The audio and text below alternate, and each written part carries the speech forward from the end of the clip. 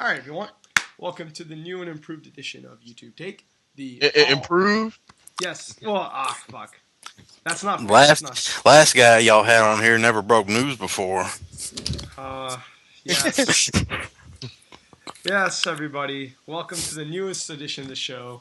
Our friend Chase, Cdude, who broke the New Orleans Pelicans logo on national TV. Yes, you have a legitimate superstar in your presence. Is this good enough? Is this what you want? No, Okay, good. but Phil ain't never done shit like that. God damn it. Phil, we miss you. Don't listen to what this guy says. Right, Markeem? Yeah, definitely, man. All right. Well, this is going to be all NBA and college basketball talk. Moving on to a different sports realm. We'll get started by kind of introducing our basketball teams and backgrounds, kind of like how we did it on the football show, our first episode. I'll start. I'm from Miami, born and raised a Miami Heat fan. Despite contrary popular belief, I did not start following the team when LeBron James joined the team, like a lot of other Heat fans. I've been a fan for a long time. I remember the pre-Dwayne Wade days of the Eddie Jones, Eddie House, Grant Hill, Lamar Odom, Caron Butler days, and the dark days. Almost. Well, we weren't that bad. We were fine. And when Wade joined the team in 2004, that's when the championship expectations for my family, at least, rose significantly. And I remember losing in the Pacers series and losing in the Pistons series. That Pistons series, I actually thought we were the best team in the NBA at the time. I thought that 05 team was better than the 06 team that ended up winning the title. And, been following the team for a long time now. My uncle knows one of the trainers for the Heat, so he was very insistent on getting my family season tickets at the time, and that's why we went to a lot of games. And obviously, everybody knows that LeBron James is on the team, won the title last year, the biggest show in all of professional basketball. It's been quite a fun ride, I won't lie. It's been very entertaining. And I will openly admit, the Miami Heat fans do not deserve this team. I've been very critical of the arena fans for a long time. And most of them are not NBA fans. Most of them are there because of the Miami Beach grandeur and of the lure of the arena. And I will openly admit they do not deserve the team, but the team is here, ready to go, ready to kick ass, and ready to hold a stranglehold over the NBA for a long time. And I'm here to really enjoy it. Now, contrary to my awesome fanhood, we'll go to Markeem. Kind of has it bad right now. Why don't you explain, Markeem? I was a Sacramento Kings fan, and if you know, next year that team won't exist. So I don't know who to like. I think I'm done liking an NBA team. I'm a Duke Blue Devil fan, and I have been since I was a kid. That has nothing to do with they win every year. Blah blah. That had nothing to do with it. The reason why I like the Duke Blue Devils is because I have a relative that's a huge North Carolina fan, and that was around the time where North Carolina was getting their ass handed to them by Duke. So after that, I was like, yeah, he got on my nerves too. We birthed Michael Jordan, and you can't argue with rings, baby, and all. He got on my nerves. How many times we didn't cut down the nets? I was like, okay, let me just like the team that is the biggest rival of them. And then I learned to, just love the, Blue Devils. I've been to Cameron Indoor like 3 times my whole life. I wanted to go this year, but money.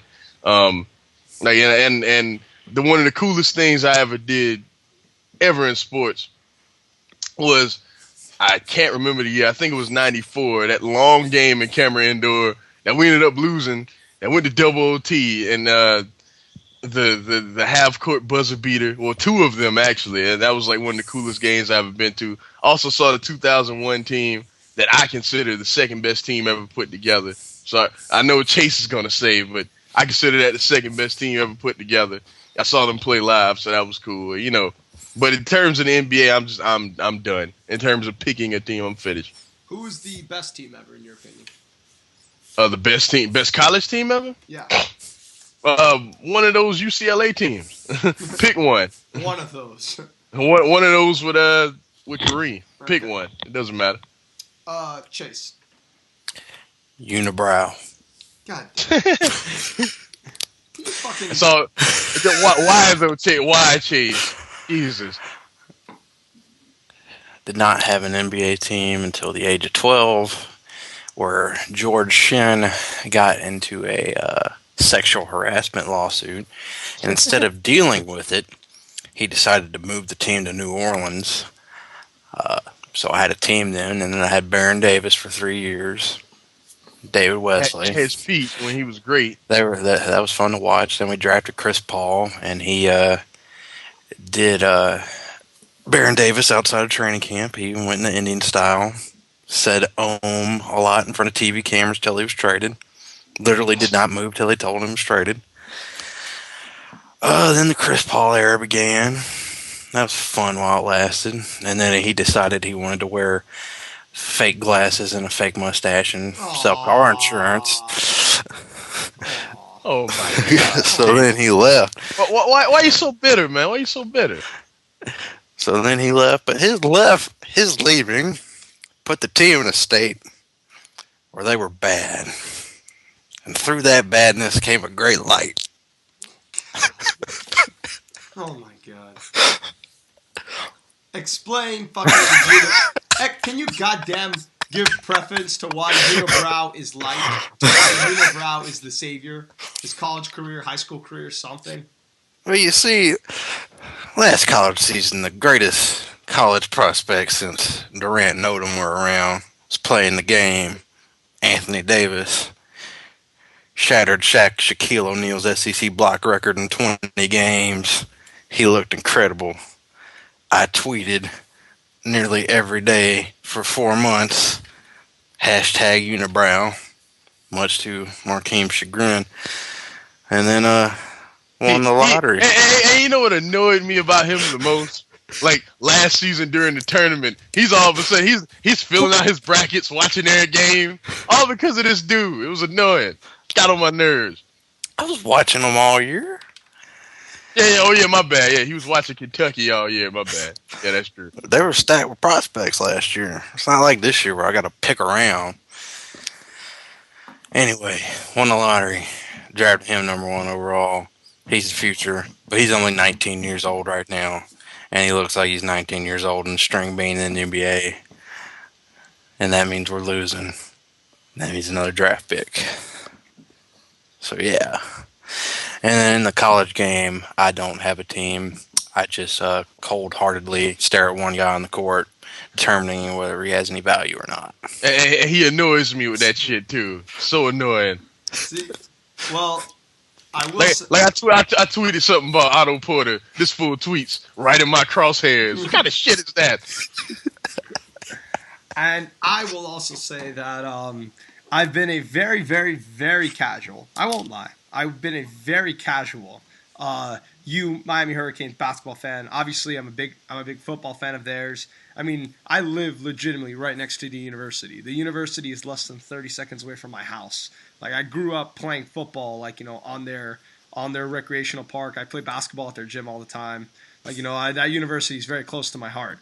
But their basketball team, because there is no basketball foundation in all of Miami, much less the University of Miami, their basketball team wasn't very good for a long time. The Jack McClinton era was pretty great. I went to a few Jack McClinton games. He was the man, best player in the history of this program still. And when McClinton, his senior year, we were ranked #7 in the tourney, and I was really into the tournament then. I was really into McClinton and the Canes. I remember everyone had us losing the first round, which I thought was kind of insulting, but we won and then made it very, very close against the #2 seed Texas until we lost. Then McClinton left, and Canes basketball sucked again. I checked up, like I checked the score of every game. Like I watched 2 to 3 games a year. But I'll be honest, I wasn't a diehard fan like I am of most of my other teams. But this season, obviously, the team is great. And before the season, yeah, but I was following them before they were fucking ranked, 33rd in the country. Like, I was following them, like, from the start. It's second now, man. Yeah, you know what I mean. From the start, when they were losing to Florida Gulf Coast University, I almost losing to Stetson. Like, I was watching those games when the quality of that team was almost identical to the quality of the team last year. All right, I was watching before, they started picking it up by getting the wins over UNC and then obviously the big one over Duke and the 13-0 in the ACC, and now I would say I'm a diehard Canes basketball fan because of what the team has done. But I won't lie about it. I won't shy away from the fact that is true. But that's my. I do have a team. I'm not a hunter like some other prick in this call. But speaking of UNC, that doesn't count if you beat them. That's not a big win. No, that team was designed for Kendall Marshall, and Kendall Marshall is sitting on Phoenix Suns' bench, although not for too much longer since they traded Sebastian Telfair. But yeah, that's what happens when you don't think ahead. We made the run. We had the big win against Duke, 13-0 in the ACC. You guys have heard it all. Most likely, probably gonna be a 1 seed. I'm pretty confident in saying that. And all y'all got to do is win one conference tournament game, and then y'all good. Yeah, I mean, we still have to go at Wake Forest. Obviously, we have to go at Cameron Indoor. And don't get me wrong, I fully expect that to be an L. But I'm excited for the future of Canes basketball, and we'll get into that. We'll get into Chase telling me why I shouldn't be excited and how overrated the team is. We'll get there, and I expect it. Don't worry. But let's start off, obviously, by talking about the relevance, the top teams, kind of like how last semester we did. I mean, not last semester. Last semester. What? Sorry. College mentality. At the start of last year, when we started the show for football season, we kind of broke down division by division who the best teams were. But the problem is, even though there are divisions in basketball, they don't really matter. There's two. There's the East and the West. Everything else is irrelevant. So we'll break down what currently is the top 8 seeds for each conference, predict their chances, moves they've been making, just anything all around about the team. And I'll start with you, Chase. We'll start on the East, 8 seed, the Bucks. How are the Bucks? Well, I don't know if you saw today, but they added a stunner at the trade deadline. A stunner? Nothing was stunning about that, Chase. Yeah, okay. I might as well read the trade. All right, Milwaukee. They were trying their damnedest to get Josh Smith. That obviously did not pan out. But Milwaukee and Orlando. Milwaukee sent out Tobias Harris. He plays a lot. Doran Lamb. And Bano Udrih for J.J. Redick, Gustavo Ayón, and Ish Smith. Wow. The big problem with this game, with this team, is that their starting 2 guards are Brandon Jennings and Monte Ellis, and they generate their offense in the same exact way. The problem is there's 2 of them instead of just one of them on the team. So that way the shots are not evenly distributed. So if you got a high volume shooter taking a lower than amount of volume he needs to take, you get problems. Also, but they're playing a lot better now since they fired Scott Skiles. Jim Boylan's taking over. Ersan Ilyasova gets to play now. They're doing a lot. They're playing well. Larry Sanders has been a revelation this year in terms of shot blocking. But yeah, they'll probably hold that spot and not do much else. Probably 4 games and go home. I disagree. Because right now they're playing the Heat, and the Bucks have given us more trouble than any other team in basketball the past 2 seasons. They swept us last season, and this season they beat us 2 of 3 games. I do not think at all that we would sweep this team. I think for sure that goes to at least 5 games, at least. Because kid. They play great against Marquine. We're 1-4 against them the past 2 seasons. You can't argue with that. I know. The regular season don't matter. Yes, I know. Regular season irrelevant. Playoffs are all that matters. Yeah, you remember what the Bulls did to the Heat the past few years, especially the first final year when they swept them in the regular season. What happened in the playoffs? And they beat us last year without Rose. I know. But look, listen. Man, we didn't kill the Bulls. I mean, that's still won 5-6 games. For Bucks, you have to understand that Dwayne Wade has said that the guard that gives him the most trouble is Monta Ellis. And he Makes has. no sense. He said that. I know, but it makes no sense. Like, I personally think that players are the worst talent evaluators. That much is obvious. Michael Like, Jordan. like Darren Williams re-signed with the Nets because they traded for Joe Johnson. Or whatever. Keep going. I think the Bucks get it. I think the Bucks get a game. I'm sorry. They've played two. I've seen this game many times, and I have a hard time believing we'll sweep them 4-0. I'll say that much. But Markeem, any other comments on the Bucks? No, just pretty much what Chase said. Like, they have two of the exact same player, and that's never good. So, in any sport. So is their main goal to dump Alice or Jennings this offseason? Well, they were trying to get rid of Jennings, right? I don't get them at all.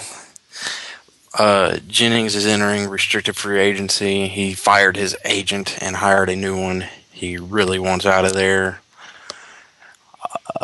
Ellis has a player option on his contract. It's believed he's going to be opt-out, so it's possible neither of them are on the team next year. Wow. That would be nuts. So this Josh Smith deal, they really wanted it because they view that these guys were leaving. There's a chance that these guys could both leave. Well, they control Brandon Jennings, but they're only going to match his contract up to a point because he's a restricted free agent. Okay. Markeem, the Boston Celtics. Rajon Rondo goes down, and then they go 8-1. Amazingly, before Rajon got hurt, everyone was saying that they might not even make the playoffs. Now they're a projected 7th seed. Most likely they're going to get in there. What are your thoughts on the Celtics and their new turnaround? But they didn't make a move, so I think they're Yeah, they did. They made a move. Well, I mean the one that of significance, one that matters. Jordan Crawford, man, he's incredible. Okay, whatever. They got rid of Leandro Barbosa. Oh yeah. That's gonna rock. That's gonna be a major loss, right, man. That's a major loss. Nothing happened this trade deadline, by the way, minus like one thing worth talking about. Yeah, like nothing else. And that was last night. Exactly. And, they didn't make a major deal, so I think they'll at least get what they are. I think that the Rondo thing has been way overplayed because as much as I like Rondo and how talented he is, one thing I will say about him is that even though his assist numbers are high, I think that's what he cares about the most is numbers. Because if you see him, he dribbles more than Kobe Bryant. It's annoying. But I do think he's talented. Like, I'm not going to throw Rondo under the bus like I've seen a lot of people doing now. Like, he's worthless, and stuff like that. Like, I've been seeing like a lot of nonsense since he got hurt, but I do think they do play better team basketball without him. At least at this point, at least with this team.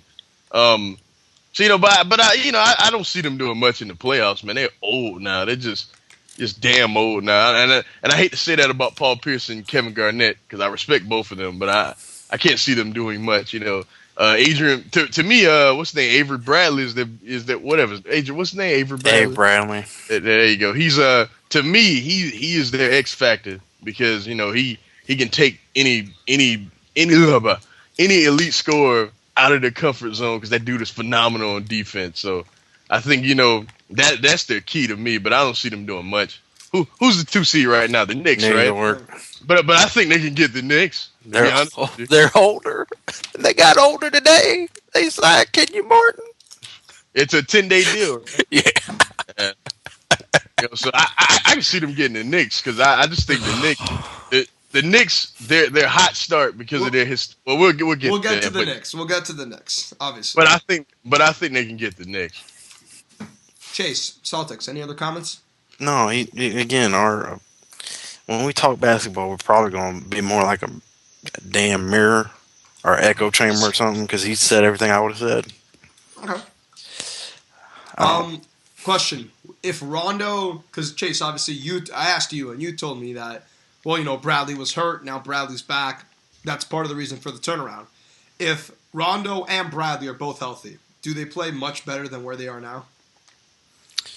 Another thing that's happened is that Jeff Green is finally coming into his own. Yeah, what happened with that? Like all of a sudden, he's actually good now. What's going on? That's been since January, not just since Rondo. I don't know. Maybe he finally figured it out. I guess getting paid more than Ryan Anderson, even though he had no right to. And then 3 months after that happens, he finally wakes up and starts playing like the player everybody thought he could be. Hell, I don't know. All right. Now, Chase, you'll start us off with the Atlanta Hawks made a lot of you ain't got nothing to say about the Knicks, kid. You just the Celtics. I mean the Celtics. My bad. I mean, what's more to add than what you guys already said?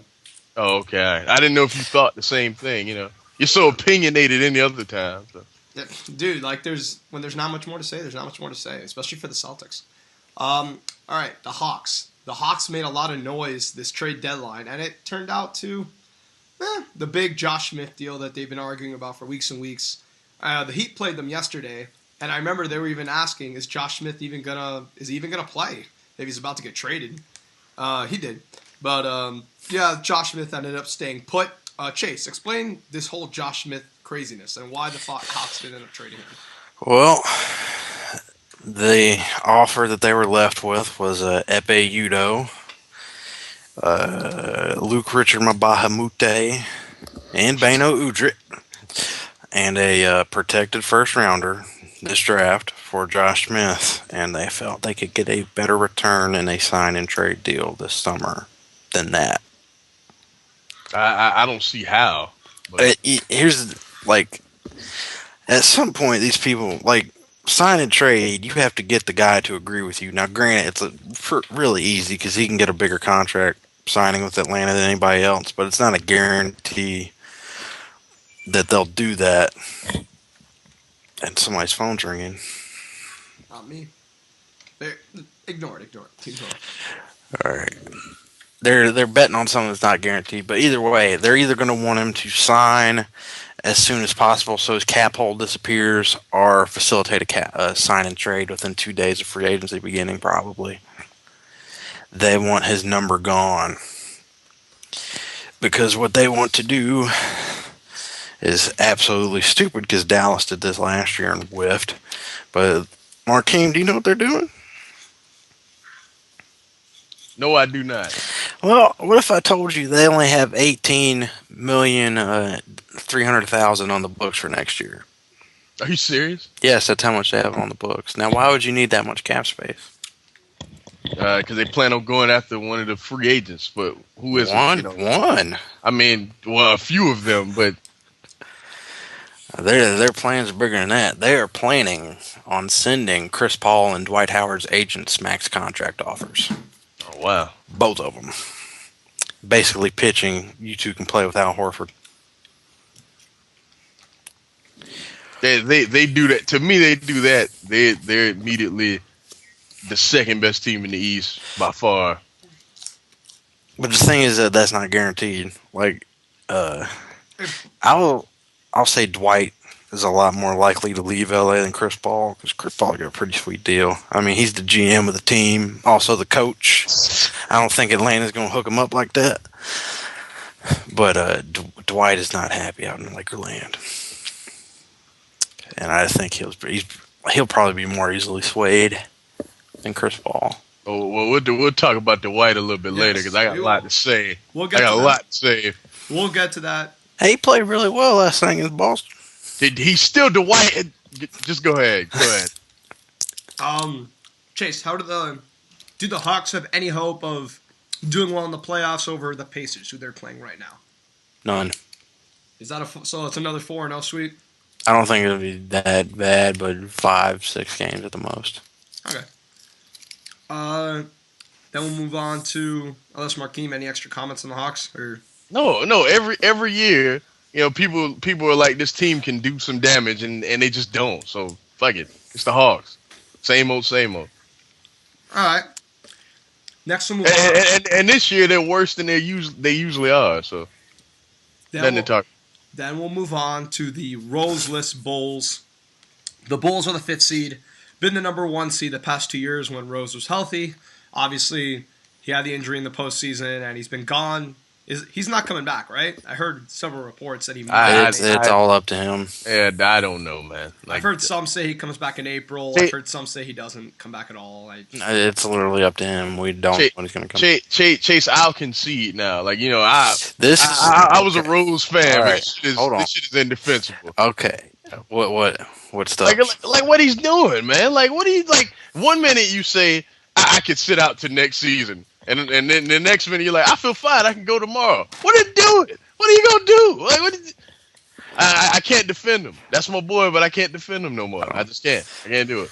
But my whole point about Derrick Rose the whole time is that the success of the Chicago Bulls has more to do with the defense than it does Derrick Rose. Derrick Rose is just the cherry on top of the defense sundae. And I think without him, they play better defense. So. Yeah, well, shit. You don't have a. They're able to. Okay, so before the season, their biggest problem was that the only bench player that was not signed away was Taj Gibson, and they extended him before the season started. But they lost Omer Sheik, they lost Ronnie Brewer, they lost C.J. Watson, they lost John Lucas III. Ronnie Brewer got traded to there. Yes, he got. We're not talking about the Thunder yet, bro. Okay, well. But yeah, they lost all their bench mob. Basically, the whole thing is that their bench has always played better defense than the starters. Their starters include Derrick Rose, Rip Hamilton, and Carlos Boozer. So of course their bench plays better defense. But anyways, since that bench mob was gone, at first, what Thibodeau was doing is that Taj Gibson, Luol Deng, and Joakim Noah were all averaging 40-plus minutes a game, while Carlos Boozer was barely seeing the floor because he was trying to figure out what he had defensively. And then it turned out their first-round draft pick, Jimmy Butler, was actually a pretty good defender. So he's come around. And they also signed Kurt Heinrich in the offseason. He's probably one of the best defensive point guards in the NBA. So they're able to field a 5 in fourth quarters of Kurt Heinrich, Jimmy Butler, Luol Deng, Taj Gibson, and Joakim Noah, and pretty much shut people down. And that's basically how they're winning games, slow, smothering death.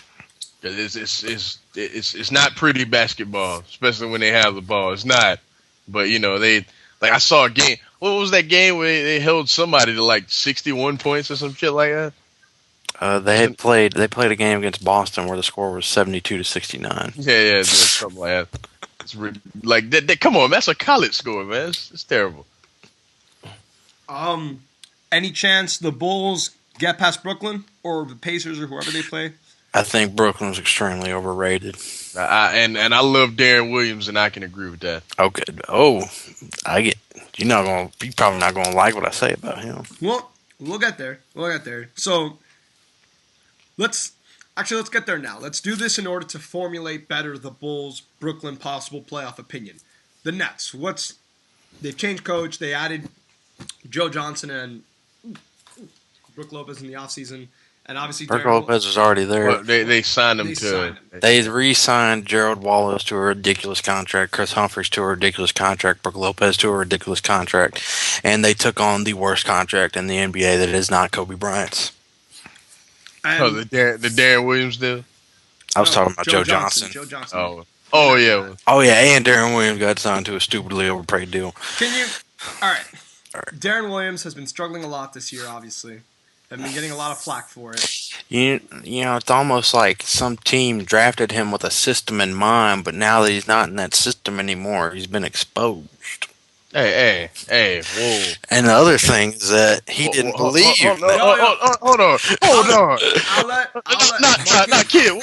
Chase, wait. Explain. Martine, he's your boy. You start this. I mean, I won't say he's a system player like Chase is alluding to, but I will say that and I hate to say this because I've been a fan of his since Illinois, but he looks about 15 pounds heavier. He doesn't look as assertive as he used to be. Before, I will give Chase this though. Before it was pretty much mapped out for what he needs to do every possession when he was in Utah and when he was playing for country guy Avery Johnson.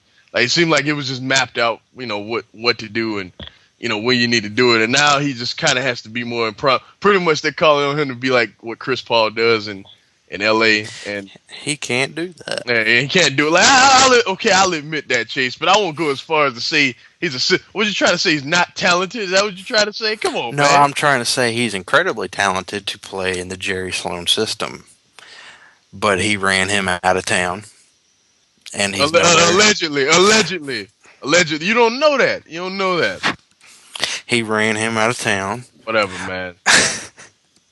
And then he gave an interview before Avery Johnson was fired, basically saying our offense should be more like Jerry Sloan's. Oh yeah, I do remember that. Because the game was easier for him in Utah, even though he didn't have so many names around him. But That's still a bad dude though, Chase. Don't do that. Don't be disrespectful like that, man. Don't do that. How am I being disrespectful? Because you just writing him off like this ain't Darren Williams we talking about. Come on, man. Here, Chase. How about this? Because you've made this assertion for both Derrick Rose and I guess now for Darren Williams. Are these two top 5 point guards? Darren Williams? Hell no. All right. Not. Rose. Hey, hold on, man. See, Chase about to make me kill him already. What you mean not top 5? Give me 5 better right now. Chris Paul. Okay. Kyrie Irving. I have to concede, but yes, okay. Tony Parker. All right. Drew Holiday. Well, this season, yeah, I can't dispute that. Okay, well, you might be right then. And the 5th? Hold on, I gotta go through every team. Westbrook. Oh shit, Westbrook. He's 4. Fuck. Rondo. No, he's not playing. Well, I know he's not playing, but fuck, neither is Rose. I would not have him in there this year anyway. Drew Holiday has asserted himself. Okay. So, all right. But, is Darren Williams really that much farther below the top 5? I mean, maybe this season, but overall, is he really that much farther below? That's why Markeem's taking offense. Hell no. Oh, people were arguing that he might be the best point guard in the game when he was in the Jerry Sloan system, but now that Chris Paul is out of the system he wasn't in most of his career, and then Darren Williams is out of the system he was in most of his career, that question is forever answered. Hey, man! Kobe Bryant gave Darren Williams a cosign. That's enough for me because he hates everyone. Oh so my god! He hates everyone. Though. That means something. What did you call it? What was Darren Williams' motivation for his alleged running out Jerry Sloan? Yeah, he was just young. They were getting on arguments all the damn time. He was young. He didn't like. It's kind of like when you argue with your parents and you feel bad about it afterwards. That's what was going on in Utah. Except he was already fired and gone. Oh yeah, well you know what I meant. And he was in Brooklyn. Whatever. So, and I believe you told me, Chase, that you think Brook Lopez is the real, I don't know, MVP, but cornerstone of the Nets team. Yes. Okay. Now, as much as I just sat here and defended Darren Williams to the death, I would actually agree with that. Like his improvement this year has been the reason why if that didn't happen, they would not have this record. Yeah. Jared Wallace is not who he once was. Joe Johnson is still chucking. Still Joe Johnson. Chris Humphries. He's a good player, but he's not $100 million player. Jesus, man. 129. Get it right. Oh, my bad. Sorry about that. Chris Humphries is not worth $11 million a year.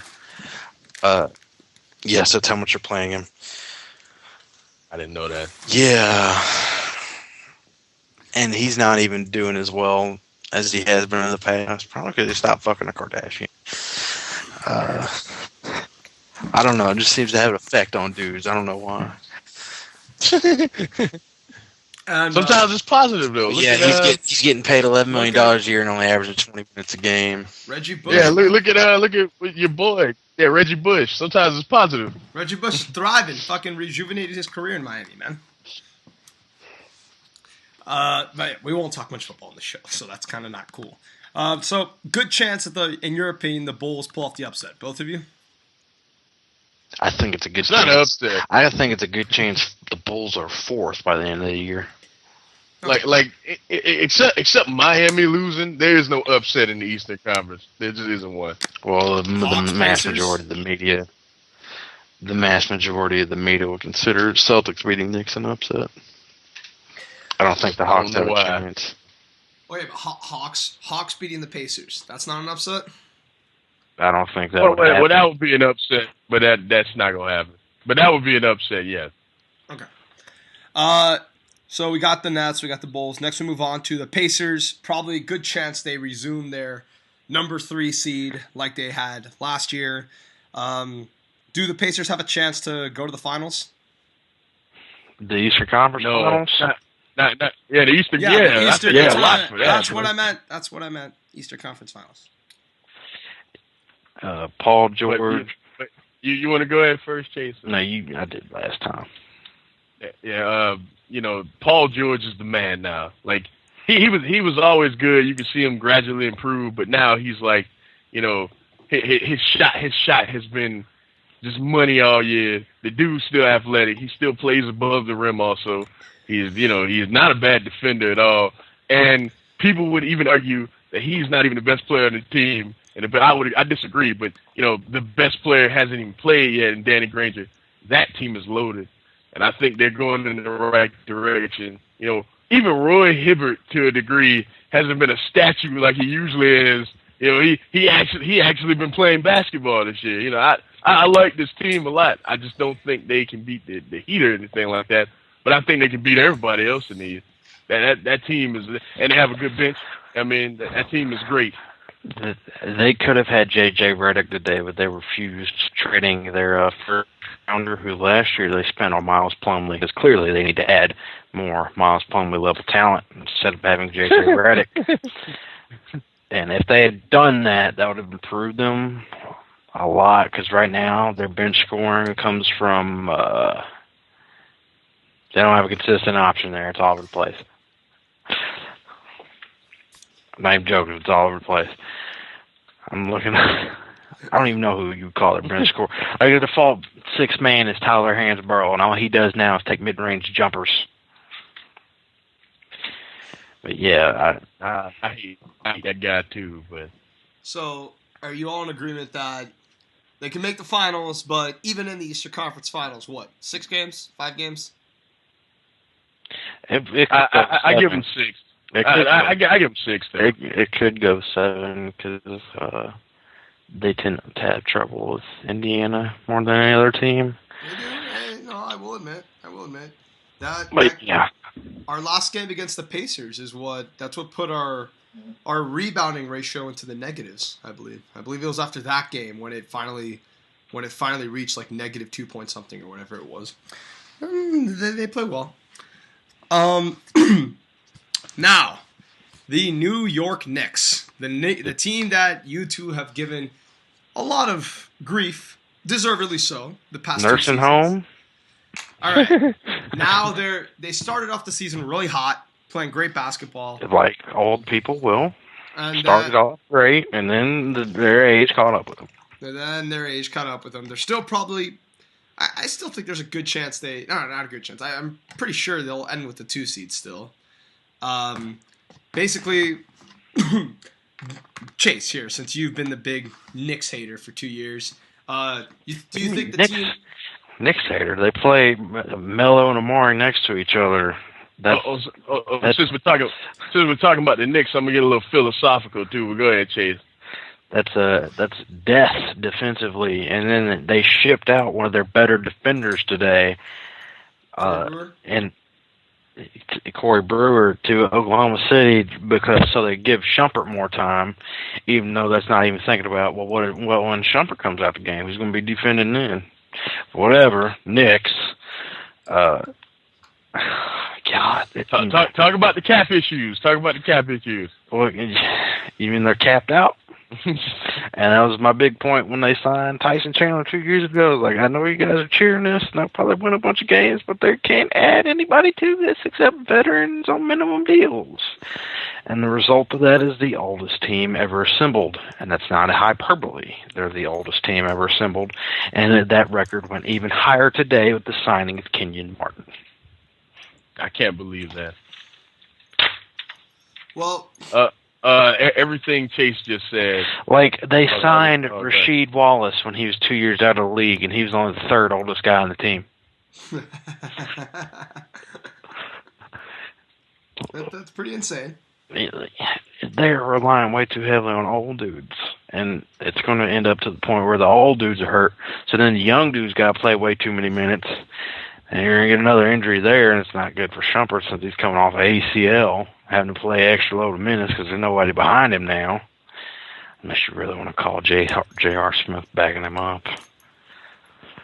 That dude, he's still J.R. Smith. It's just the shots were falling at the beginning of the year, but he's still J.R. So he's still J.R. Still does dumb shit. But Chase, you had anything to add? No. Okay, kid, what were you going to say? No, I was going to ask you if you had more to say. This is the most overrated franchise in sports.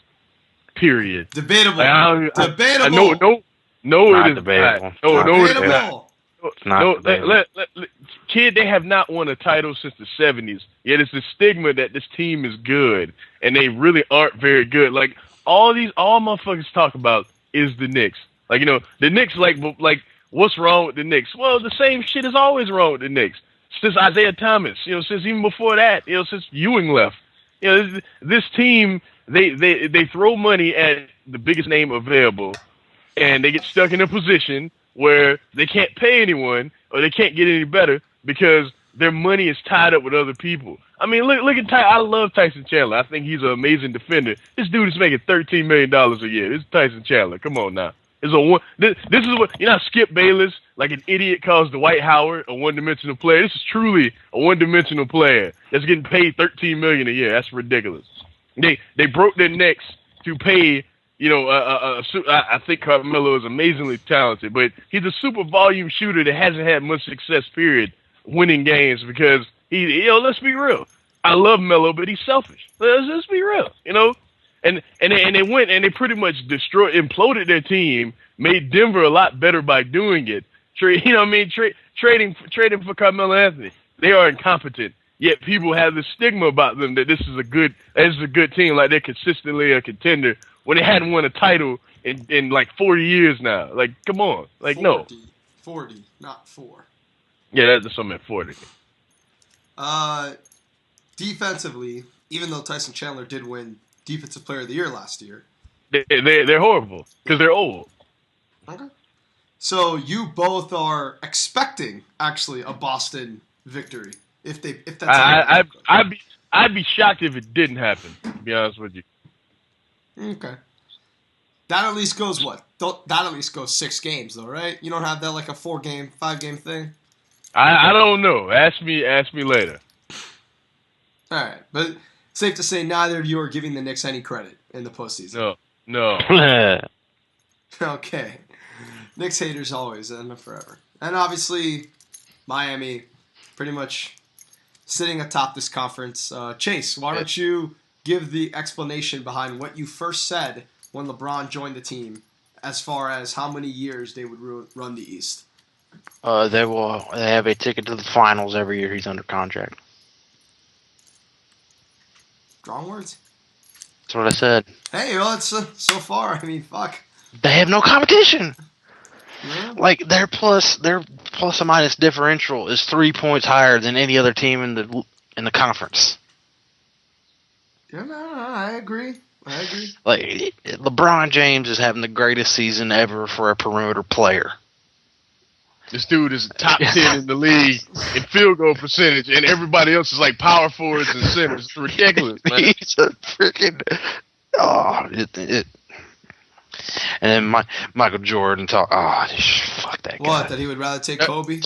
No, not that. Michael Jordan talked about like, he'd be good in our time, but he wouldn't be as successful. And he was like, yeah, because he always goes to his left. And when he goes to the left, he takes a step back jumper. I always force him to the left. Like, shut up, Michael Jordan, really? You run the... I wish they would stop asking him about players. He runs the Bobcats. I wish they would stop. I would like to know how 6'6", 230-pound Michael Jordan would do against 6'9", 275-pound LeBron James. Hey, Chase, 11-2. We've heard this already, right? What? Yeah. Oh yeah, Skip Bayless. Oh yeah, Chase, you don't know what that fool said. He said that if they played, and it was ridiculous. He was like, if they played 10 games 1-on-1, Michael Jordan would win all 10, and LeBron wouldn't score. Like, his love for, like, yo, let me just talk about Skip Bayless. Makes me hate everything about my childhood because like for real, the way he goes off about Deion Sanders and Michael Jordan and just anybody I grew up idolizing. He just makes me hate him because he acts like Mike. He said Michael Jordan at 50 could average 20 points a game. Michael Jordan wouldn't even play 20 games at 50 years old. Michael Jordan wouldn't even play 2 games at 50 years old. He'd play for the Knicks. Oh yeah, man. But yeah, like, you know, like, I wish they would stop. Like, stop asking Jordan about players because he's obviously no good. I mean, look, he drafted Kwame Brown without working him out and based on one interview. And look at the Bobcats. Come on, man. Like, they were shopping their first rounder unprotected. Thankfully, they did not find a trade for their own good. My God.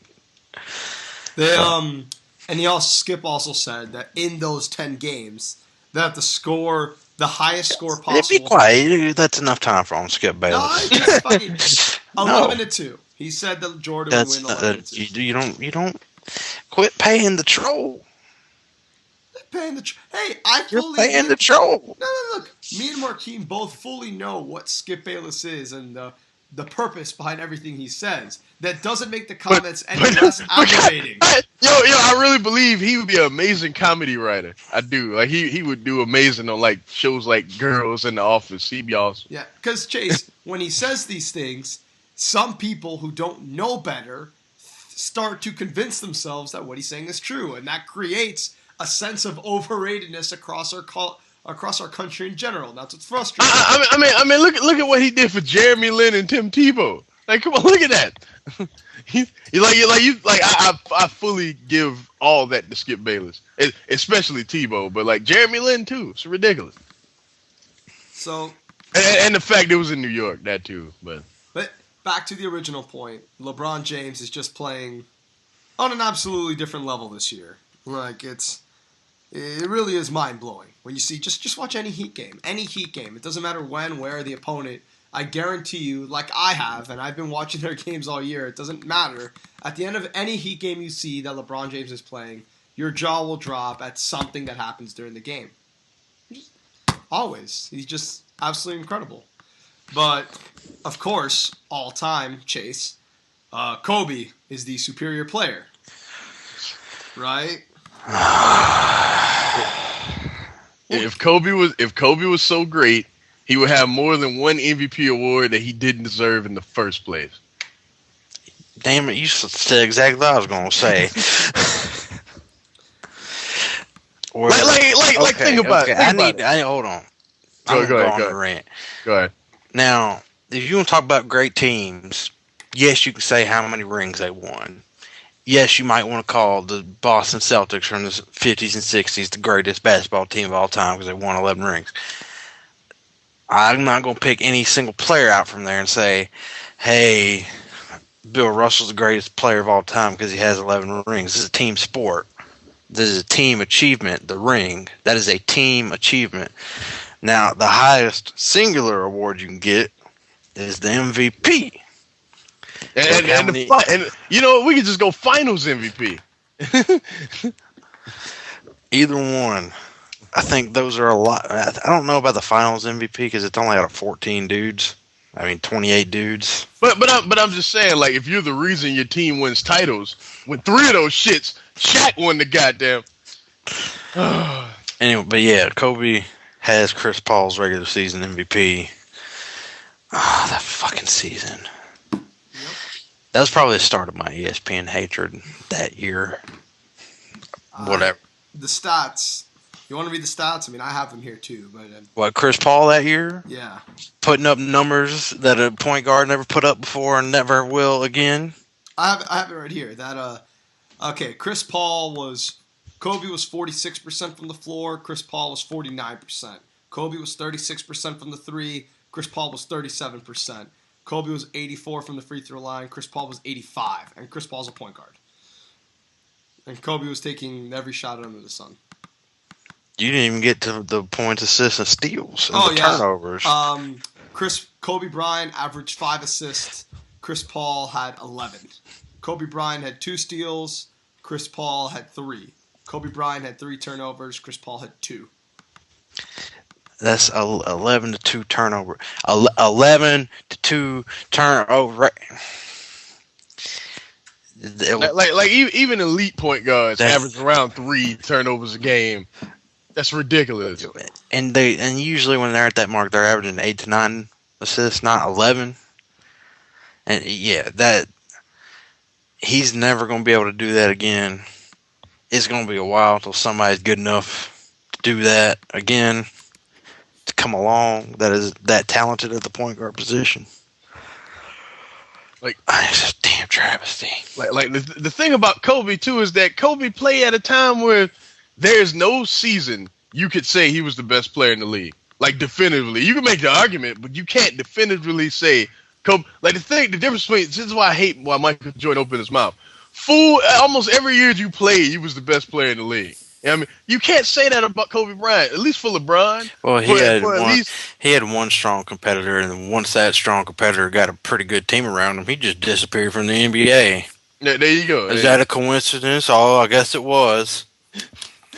Are you talking about for Kobe or for Jordan? I'm talking about Michael Jordan. Hakeem Olajuwon. Yeah, I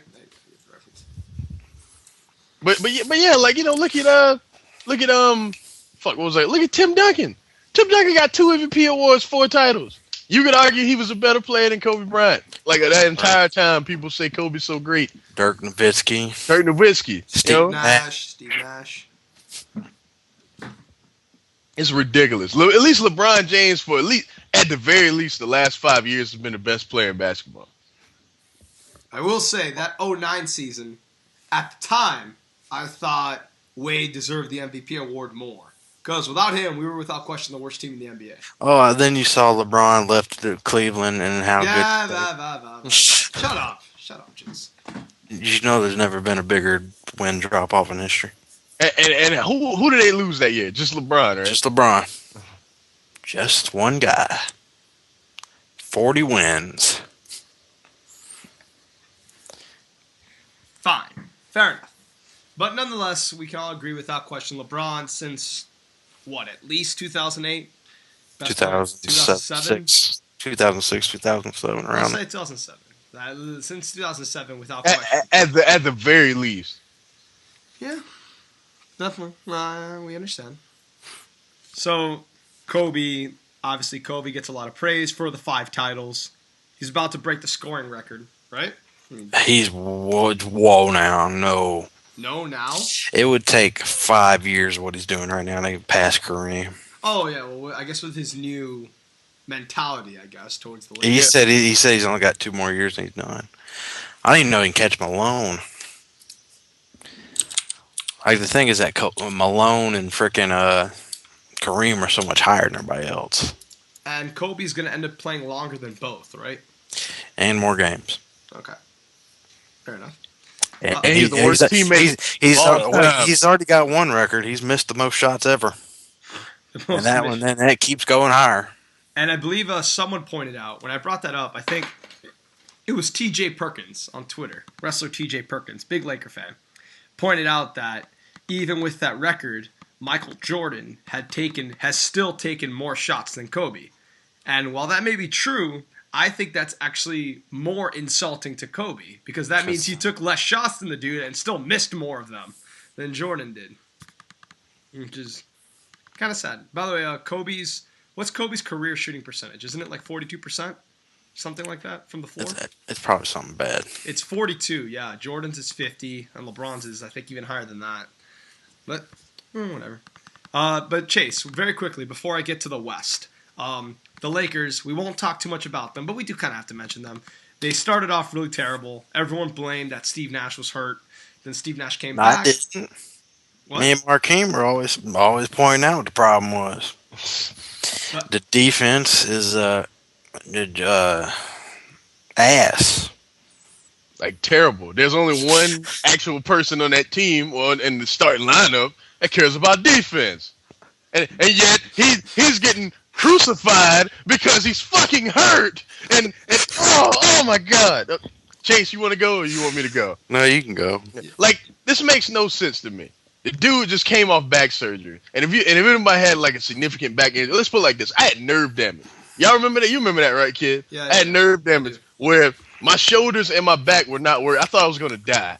You know what I mean? He had like bone spurs and fractured disc and shit like that in his back. He had to get a surgically repaired back almost. And this motherfucker has a partially torn labrum in his shoulder.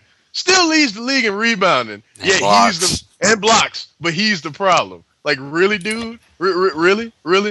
Look, man. I'm not saying Dwight has handled this situation perfectly because honestly, I wouldn't feed into the bullshit. You wouldn't even hear me talk. I wouldn't have shit to say, you know.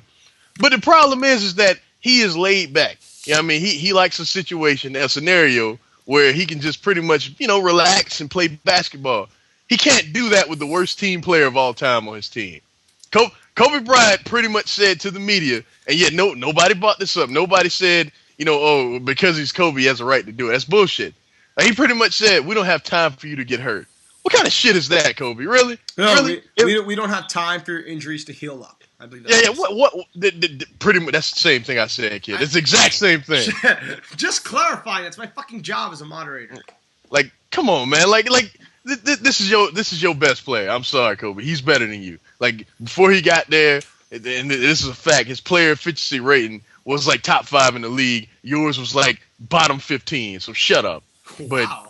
Damn. Yeah, a lot of people don't even know that. I didn't know that. Yeah, shit.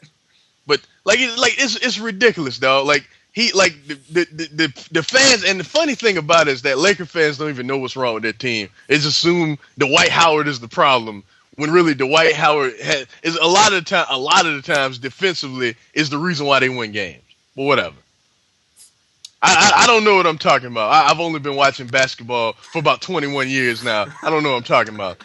Fuck out of here, man. And then the bench, like you don't know what you're gonna get from them. They got a lot of nice pieces, but they don't always play very well. You know, it's other problems. Jim Buss is the main problem. Jim Buss. But you know, it's like Dwight Howard's the scapegoat, and that's bullshit. And very here, Chase. We'll get to you now. When they started the season 1-5, and then they axed Mike Brown, you at the time felt, I believe, that it didn't matter who coached, the team was going to suck. And did you think Mike Brown?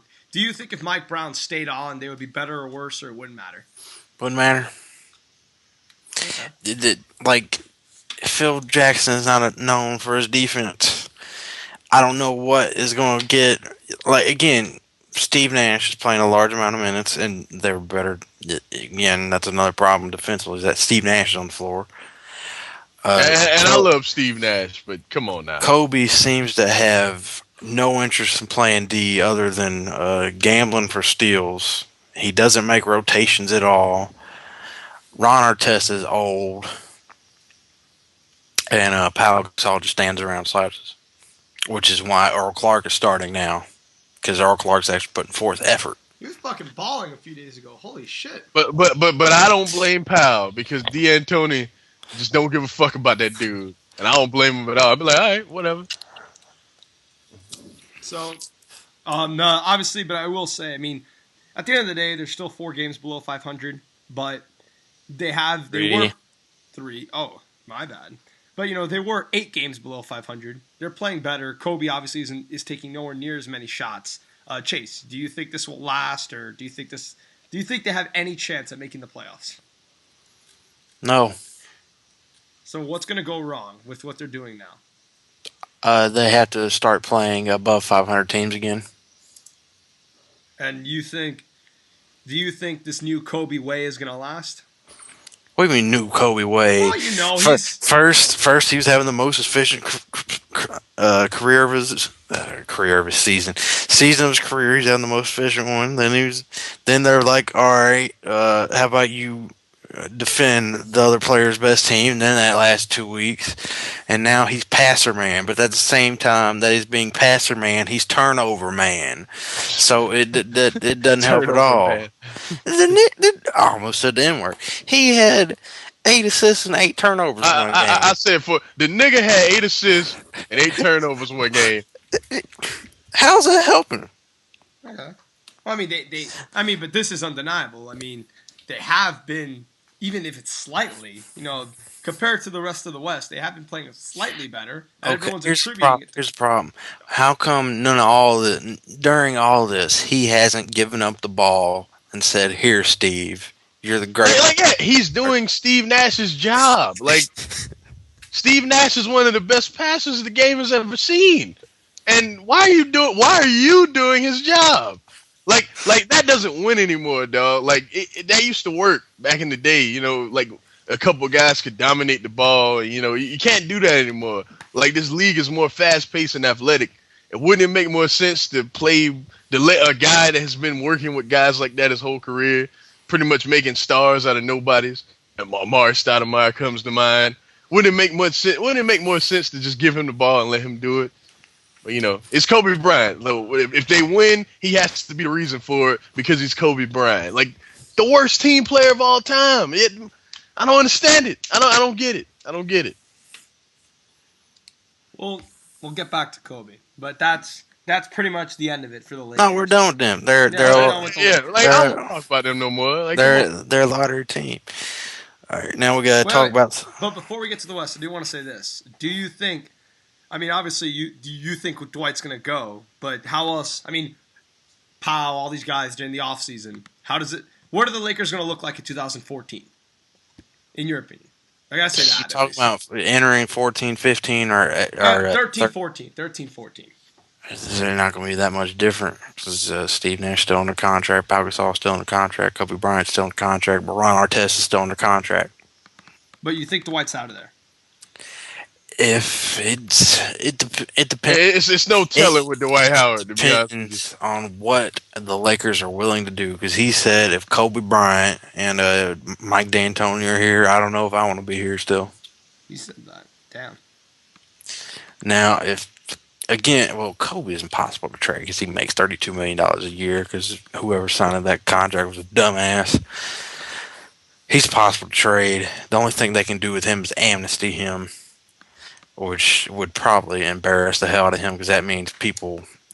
Okay, the amnesty process is that when a new CBA is signed, a team can essentially pay the full amount of a player's contract, then it's blown up, evaporated from their cap, even though they're still paying the guy every payday. But it doesn't count salary cap wise, and then all the teams that are below the cap are allowed to bid for that player's services, and whoever makes the highest bid wins. That's how we got Chris Anderson. No, it's not. No, it's not. He was amnestied. Oh, but we didn't get him off the amnesty wire. Oh, your team's not allowed to bid. But he was an amnestied player, right? Mm-hmm. But we didn't get him off the bid. We got him because he went through the waiver process and he sat around for 2 months. And then we picked him up. It was post the amnesty bid. Right? So that's the only way they have getting rid of Kobe Bryant, and I think that's the only way this team can go forward.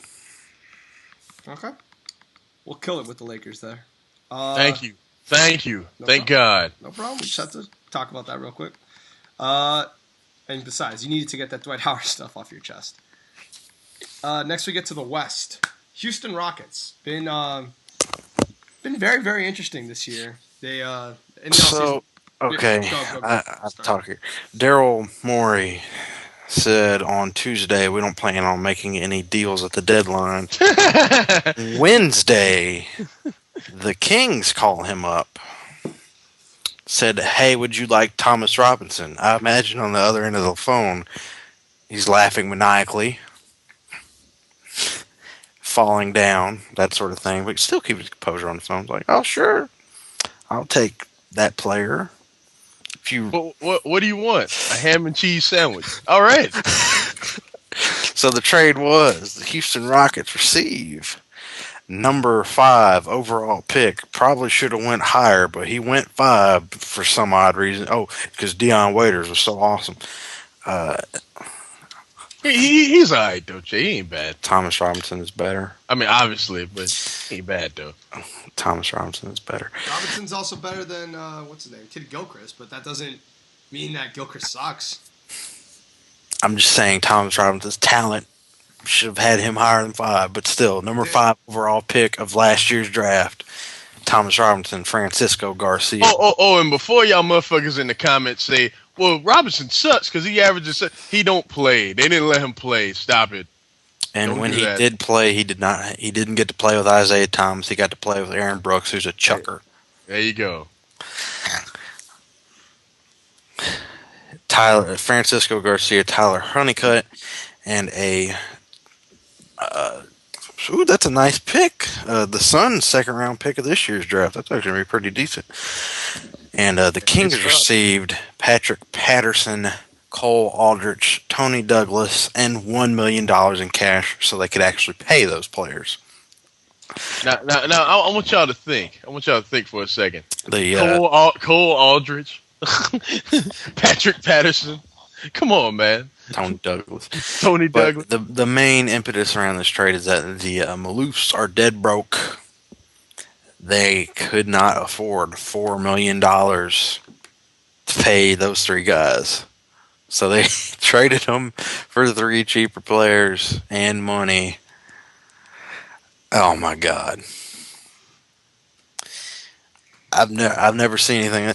Now the thing is that this probably solidifies.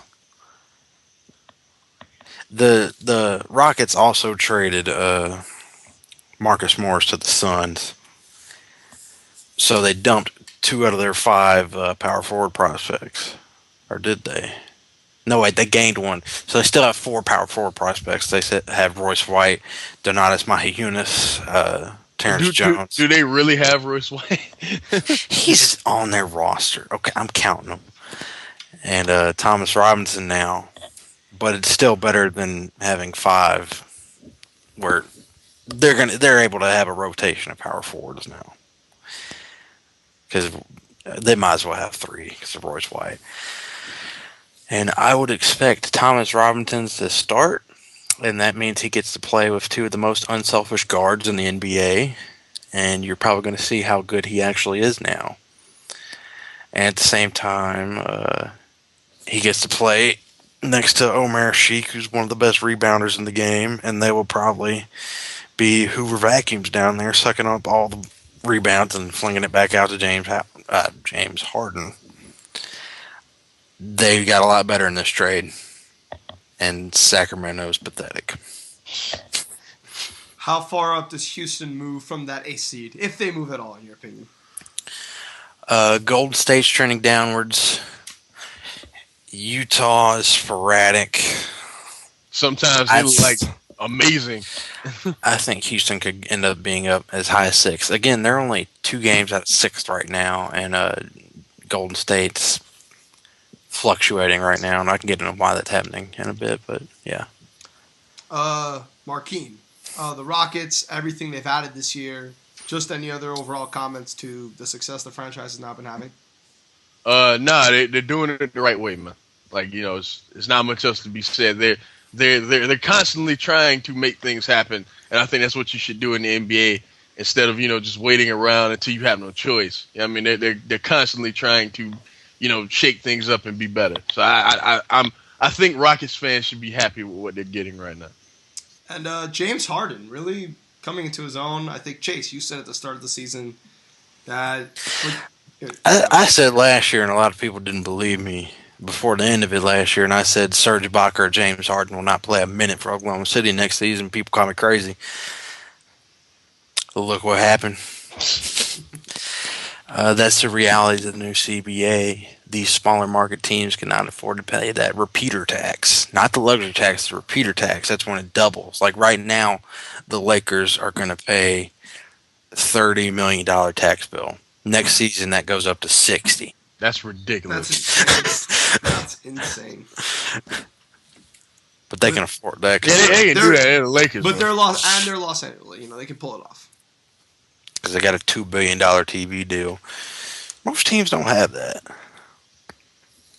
But the Oklahoma City, on the other hand. No, they can't afford it. Okay. And Harden, as far as where he ranks amongst other guards in the NBA right now, where do you have him? He's probably the best 2 guard in the game. I can't disagree with that. Damn. I put him slightly above D Wade. Yeah, man. Much praise, much respect. And now that Jeremy Lin's off the Knicks into the Rockets, what do you talk about his performance on the Rockets team? He's leading. I don't know if he's still leading, but he's in the top 5 in steals. He's basically out there causing havoc on defense. I mean, the main, which is not what he got a lot of attention for in New York. No, even though that was always there. But he's basically their number 2 option guard. He's their 3rd option. Chandler Parsons is their 2nd option, only making $894,000 a year. Nuts. But yeah, James Harden handles the ball most of the time, and he's able to chill on the court. Chill. Such a great phrase. All right. As far as the Rockets' playoff chances, I mean, they could. I'll just say, is there a chance they could possibly upset Spurs, Thunder, or Clippers? Not this year. No, that ain't happening. Okay, but they're getting there. They're moving up the ranks on the West. Yeah, they're gonna have max cap room this summer. They're hoping to sign Josh Smith or Dwight Howard. Good shit, man. Fuck. They get those guys as well, or one of the guys. One of them. They're not Atlanta crazy. But even then, good Jesus, man. All right. So props to Houston, doing it good. All right. Next we get to the Utah Jazz at the 7th seed. They baffled me today. What happened today? They have a log jam in their big rotation. They have Al Jefferson and Paul Millsap. Both their contracts are expiring. They're both unrestricted free agents this summer. Derek Favors is probably the best of the bunch, but he's stuck on the bench. And they have Enes Kanter. They have too many really quality bigs. And you thought they would at least offloaded one of them. They didn't. They still have their log jam.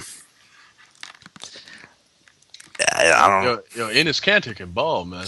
He just don't play. Yes, that's the point. But yeah, they didn't make any trades at all, even though they desperately need a point guard because Mo Williams doesn't cut it. Oh yeah, I forgot about him. Yeah. And they just dead pat. Like I remember when LeBron made him an all-star. Oh God. But yeah, they'll probably make the playoffs. I don't expect them to do much because unlike in the Darren Williams situation, they refused to do what was necessary. Okay. I pretty much echo everything Chase said. So no chance, even one game in these series against Thunder or Spurs? I would be shocked. They didn't last year, and Marvin Williams and Mo Williams ain't going to make that much of a difference. Okay. Fine. We'll move on from the Jazz to Golden State. Kind of very fun team to watch, I think, at least. Okay. Now, when you read their starting 5 of Steph Curry, Klay Thompson, Harrison Barnes, David Lee, Andrew Bogut, you think that's really good, right? Yeah, I guess. All right. Now, close game in the fourth quarter. Steph Curry's an off-ball jump shooter. Klay Thompson is an off-ball jump shooter. Harrison Barnes is an off-ball jump shooter. So what happens is that one of those 3 dudes goes to the bench, and Jared Jack ends up being the end-of-game shot creator. Now, Chase knows about that better than anybody. I don't know if you knew this, but Jared Jack's not the best end of game shot creator in the world. And this is why they called New Orleans up. Said, hey, what would it take to get Eric Gordon off your hands? And they said Klay Thompson, Harrison Barnes, and your 2 next first round picks. And they said goodbye.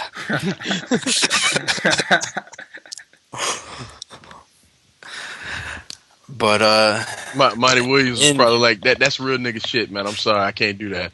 And okay, in reality, those talks kept on going until this morning, to where they were like, "We'll resume these at draft day." But Golden State knows they need an end-of-game shot creator. Okay. Eric Gordon would provide that for them in spades, but right now the only guy on the roster that can do it is Jack. And he's not that good at it. No. That's an understatement. Yeah. See, here's the problem. Steph Curry's not a point guard. He's a 2 guard. Klay Thompson's obviously a 2 guard. Even though they thought when they got rid of Monte Ellis they fixed this problem. No. They need somebody that can handle the ball and pass it around. Okay. And they think Eric Gordon can do it. But they obviously didn't feel like they need to get him right now. They're going to see how it works out the rest of the year. I assume if it fails horribly, they will probably end up doing a deal with the Pelicans. Oh, the Pelicans. Okay, so they're gonna you guys think they're gonna decline to the 7 or 8 seed? You don't think they'll hold that 6 seed spot right now? I'd be surprised because they just seem like the Hornets. I mean Hornets. The what seed on the call with Chase? They seem like the Warriors from last year at this point. So okay, another 4-game sweep. That might be a little bit better than that, because if they hit jump shots, they can just blow people away. But if they're not, they get blown away. Okay. All right. Now we move from Golden State to the Denver Nuggets. Marquine, how are the Denver Nuggets recently acquiring Iguodala and all that? How do you think this franchise is doing this year? I pretty much think they are what they are. Like I think they're a good Western Conference team. I don't see much else, to be honest with you. I feel like, honestly, they're the most unintriguing team in the league. They're what everybody think the Spurs are, and they actually aren't. Like, this team is, I mean, I'll be honest with you. Like, I've seen the Nuggets like about 3 times this year, and I struggle to get through their games, to be honest with you. They're boring. Chase, I think they're a good team, but they're boring. They're 23-3 at home, where they have the mile-high advantage, and they decide to run the floor. They fast break better than the Heat on their home floor, but when they're not in Colorado, they're kind of But they're matched up with Memphis right now. Yes. How do you think that would... Any chance of an upset there, or not really? I mean, it depends. Who do you think's a better team there? Memphis. All right. You don't? No. I think they'll... You think Denver... Wait. No, I don't think Denver's going to win. God damn it. That was the sentence I was trying to get out. Because Memphis decided to get rid of their most efficient player and add a guy that shoots above 50%. Wait, did you say most efficient? Inefficient. Okay, I think that's not what you said, but it was what you meant. Yeah, you did. You did say efficient. Oh, whatever. Right. So they axed Rudy Gay, and the smartest thing they did all year. Because they hired John Hollinger to run their team. He's the inventor of PER. He doesn't see guys; he sees numbers. And next to Rudy Gay, that number was 40. And when you're taking 17 shots a game, you only hit 40% of them. That's ass. That's horrible. Peace. And they pieced him on the fuck out, and they got Ed Davis, Tayshaun Prince, and Austin Day back. I think Austin Day is worthless, but Tayshaun Prince is when you consider he's next to Tony Allen now, it's a pretty impressive defensive perimeter they got right there. And Tayshaun Prince can shoot it. Tayshaun Prince is 50%? I'm talking about from 3. He's not going to. Tony Allen, to me, is one of the best defenders in the game. I feel like he might be the best perimeter defender in the game. I'd say Iguodala. No, well, one of them two. Or LeBron in the playoffs. Hey, man. Kobe. I'm kidding. It's not even no Kobe Bryant makes first team defense all year. What the fuck? Haven't been a good defender in 4 years. Whatever. So, Memphis. What are Memphis's chances to make the Western Conference Finals? Slim. Well, okay, they probably gonna get a second round. Who they may be matched up for? Okay, they be facing the Spurs. Oh fuck, Peach. Okay, no.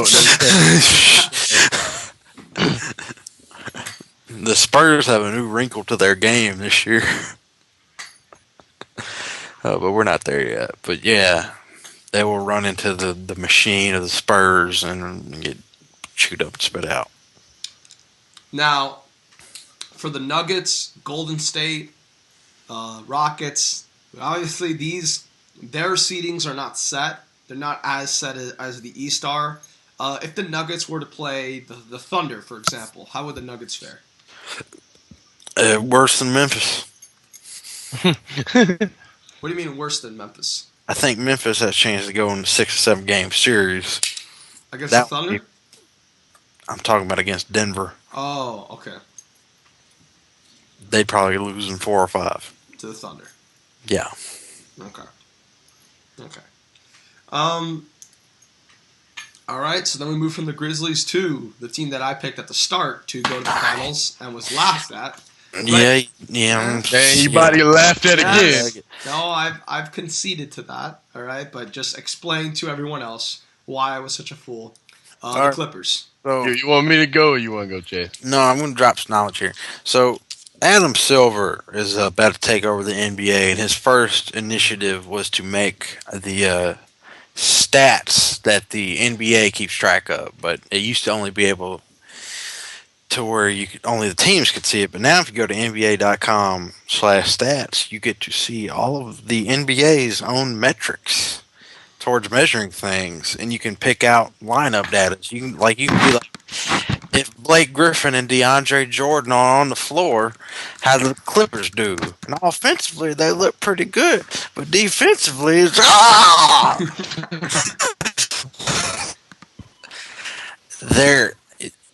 you cannot have 2 guys on the floor at the same time that rebound the way they do and don't box out at all. They completely rely on their athleticism, and there's no fundamental to the way they play at all. It's all over the place. It's defensive end even worse. DeAndre Jordan would go for a pump fake, even if it meant not going for a pump fake would save his mom's life. The Clippers knew this was a problem since they tried to ship him out for Kevin Garnett, but Chris Paul told him don't do it because he's a GM. And he's dumb because he thought they'd be better with DeAndre Jordan than Kevin Garnett. But okay, players obviously no talent because they play.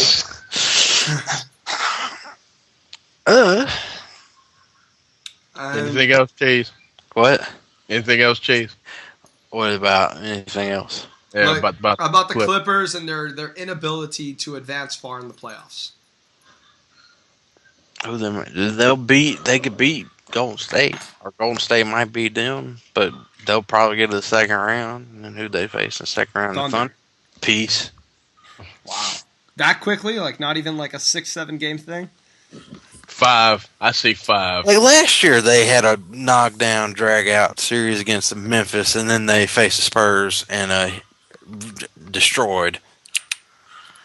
Those two teams are so, even though like the Clippers record's only a little bit behind the Spurs and the Thunder, but those two teams are so far above every other team in that conference, it's not even funny. Actually, it's illustrated too because both the Thunder and Spurs differentials both 8, and that's both 2 points higher than the Clippers. The Clippers have a guy by the name of DeAndre Jordan that makes Dwight Howard look like Steve Nash from the free throw line. That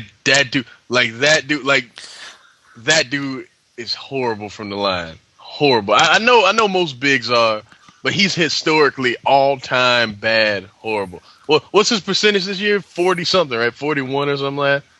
Something ridiculously bad. Look, 42. That's pathetic. His career average is 44. That's He pathetic. takes 4 a game. Like in the playoffs, when you play some of the elite teams, like some of the elite coaches, and pretty much the best of the best, the idea is going to be to foul this man, put him on the line, make him shoot free throws. It's over. It's over. Blake Griffin's out there too. Well, Blake Griffin is not as bad as DeAndre. He's still pretty bad, but he's not as He's bad in the as DeAndre 50s. You're defending a guy who shoots. I'm just saying, like, DeAndre Jordan is historically all-time bad. So against Memphis last year, they were able to mask those two dudes' deficiencies because they could bring in Reggie Evans and Kenya Martin, and they could do the things these two guys are incapable of doing. Problem is this year backing them up is Ronny Turioff and Ryan Hollins and. You're a Heat fan, kid. You know the greatness of Ronny Turioff. Hey, don't he be wave a towel. disrespectful to Turioff. He can wave a towel. Wave your towel. You got a towel, he'll wave it. The best shit he ever did was in the finals when Dwayne Wade had that layup and then he started celebrating. That was hilarious. So, no chance for Clips with those two. Here's another thing. So the Clippers just lost to the Spurs at home 116-90. Okay. Who's next on this list? Okay, next we go to the Thunder. Last year's Western Conference champions. My pick to go back to the finals, but Right. I don't know. All right, no Harden. How do you think they compare against the Spurs and going to the Western Conference Finals? Oh, well, here's the thing. What you talk about Kevin Durant? He His- set a goal for himself before the season that he wanted to lead the league scoring while doing 50-40-90, which is 50% from the field, 40% from three, and over 90 from the free throw line. And it's pretty much there right now. And in most years, that'd be incredible because that hasn't been done before. But then LeBron James. Like in most seasons, he'd be the runaway MVP. It's ridiculous. Yeah. But yeah, like, that's like I feel the thing that concerns me though is that if you look at the Spurs series last year, the Spurs were destroying them, and then all of a sudden, James Harden and Kevin Durant just like went on this. Mainly James Harden went on this incredibly hot streak where everything was going down. They don't have James Harden anymore, so I'm relying solely on the fact that Kevin Durant will be amazing in that series. And I think they'll make the finals. That's just me going with my heart instead of my head. That's just me. But I think in my opinion, they're second and third best team in basketball. Like they are a lock for at least the conference finals. I'm pretty sure about that. Kawhi Leonard is much better defensively this year. Yeah, I know that. I know that, Chase. He's not a rookie anymore. I know. He knows what he's doing. Describe the special power that Leonard has that no one else does. He can make Durant score less than 30.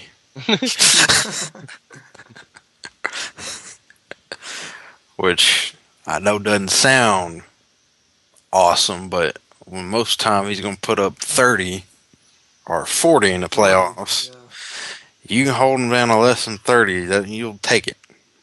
I'll probably. He makes Kevin Durant work, unlike any other player. And that since this is actually a full season for Tim Duncan, although he sprained his, is he back from that? I think he's back from that injury now. With the knee? Yeah, he's back from that injury. He Yeah, only he's had to back. play. He only had to play 16 minutes tonight. He only had to play. And they destroyed the Clippers. They destroyed the Clippers. The Spurs did not have a single player hit 30 minutes of of time played. Oh man, this team's scary. So, Hey, kid, come on now, Clippers. I'm sorry, I'm going to mess with you forever about that. hey, it's not like it's not like it was wide open. Okay, there was 3 to 4 teams, and I picked one of the 3 to 4 teams. I never thought the Clippers were up that high. But you had Memphis at 3. Who'd you have at 4? It would have been the Clippers, but I don't think they're gonna make the damn finals.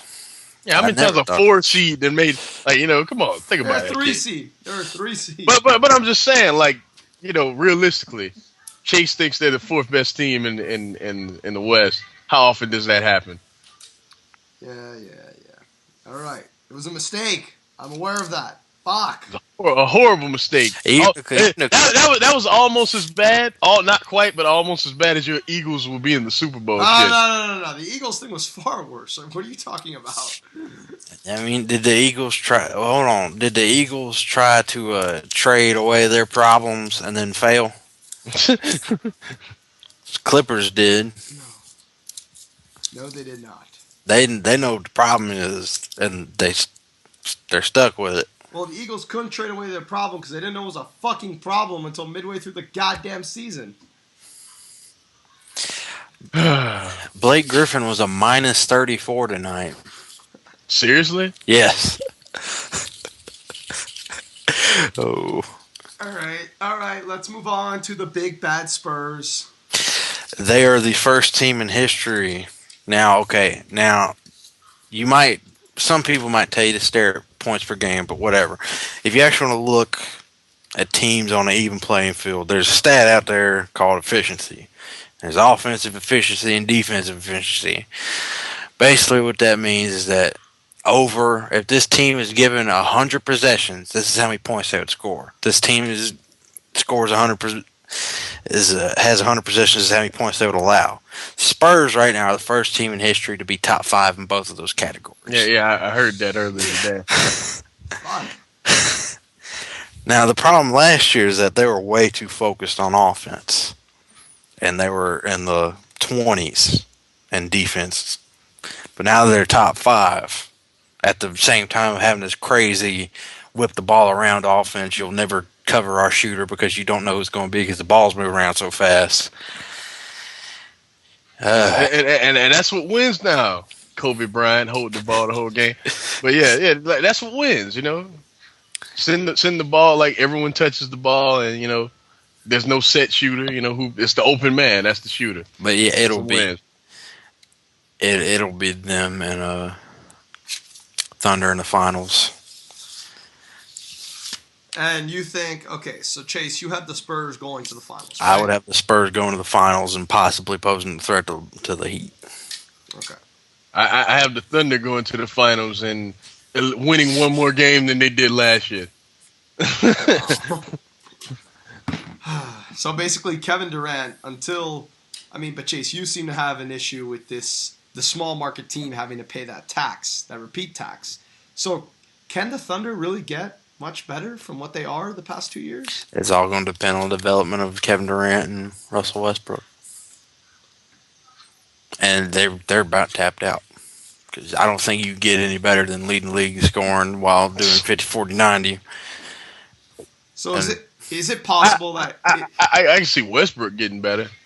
Well, getting smarter. I think experience will help him more than anything. I mean, they have Toronto's draft pick this year. Basically, whoever that is, you're going to have to make an impact. So it's possible that Durant goes down as the greatest player to never win a ring. Is it possible? He'll get a ring. He's only 24 right now. He'll get a ring, man. He'll get a ring. LeBron ain't gonna be Superman forever. In the near future. Well, I mean, it's not just LeBron. I mean, this season you don't even have them coming out of the West. I mean, I'm not.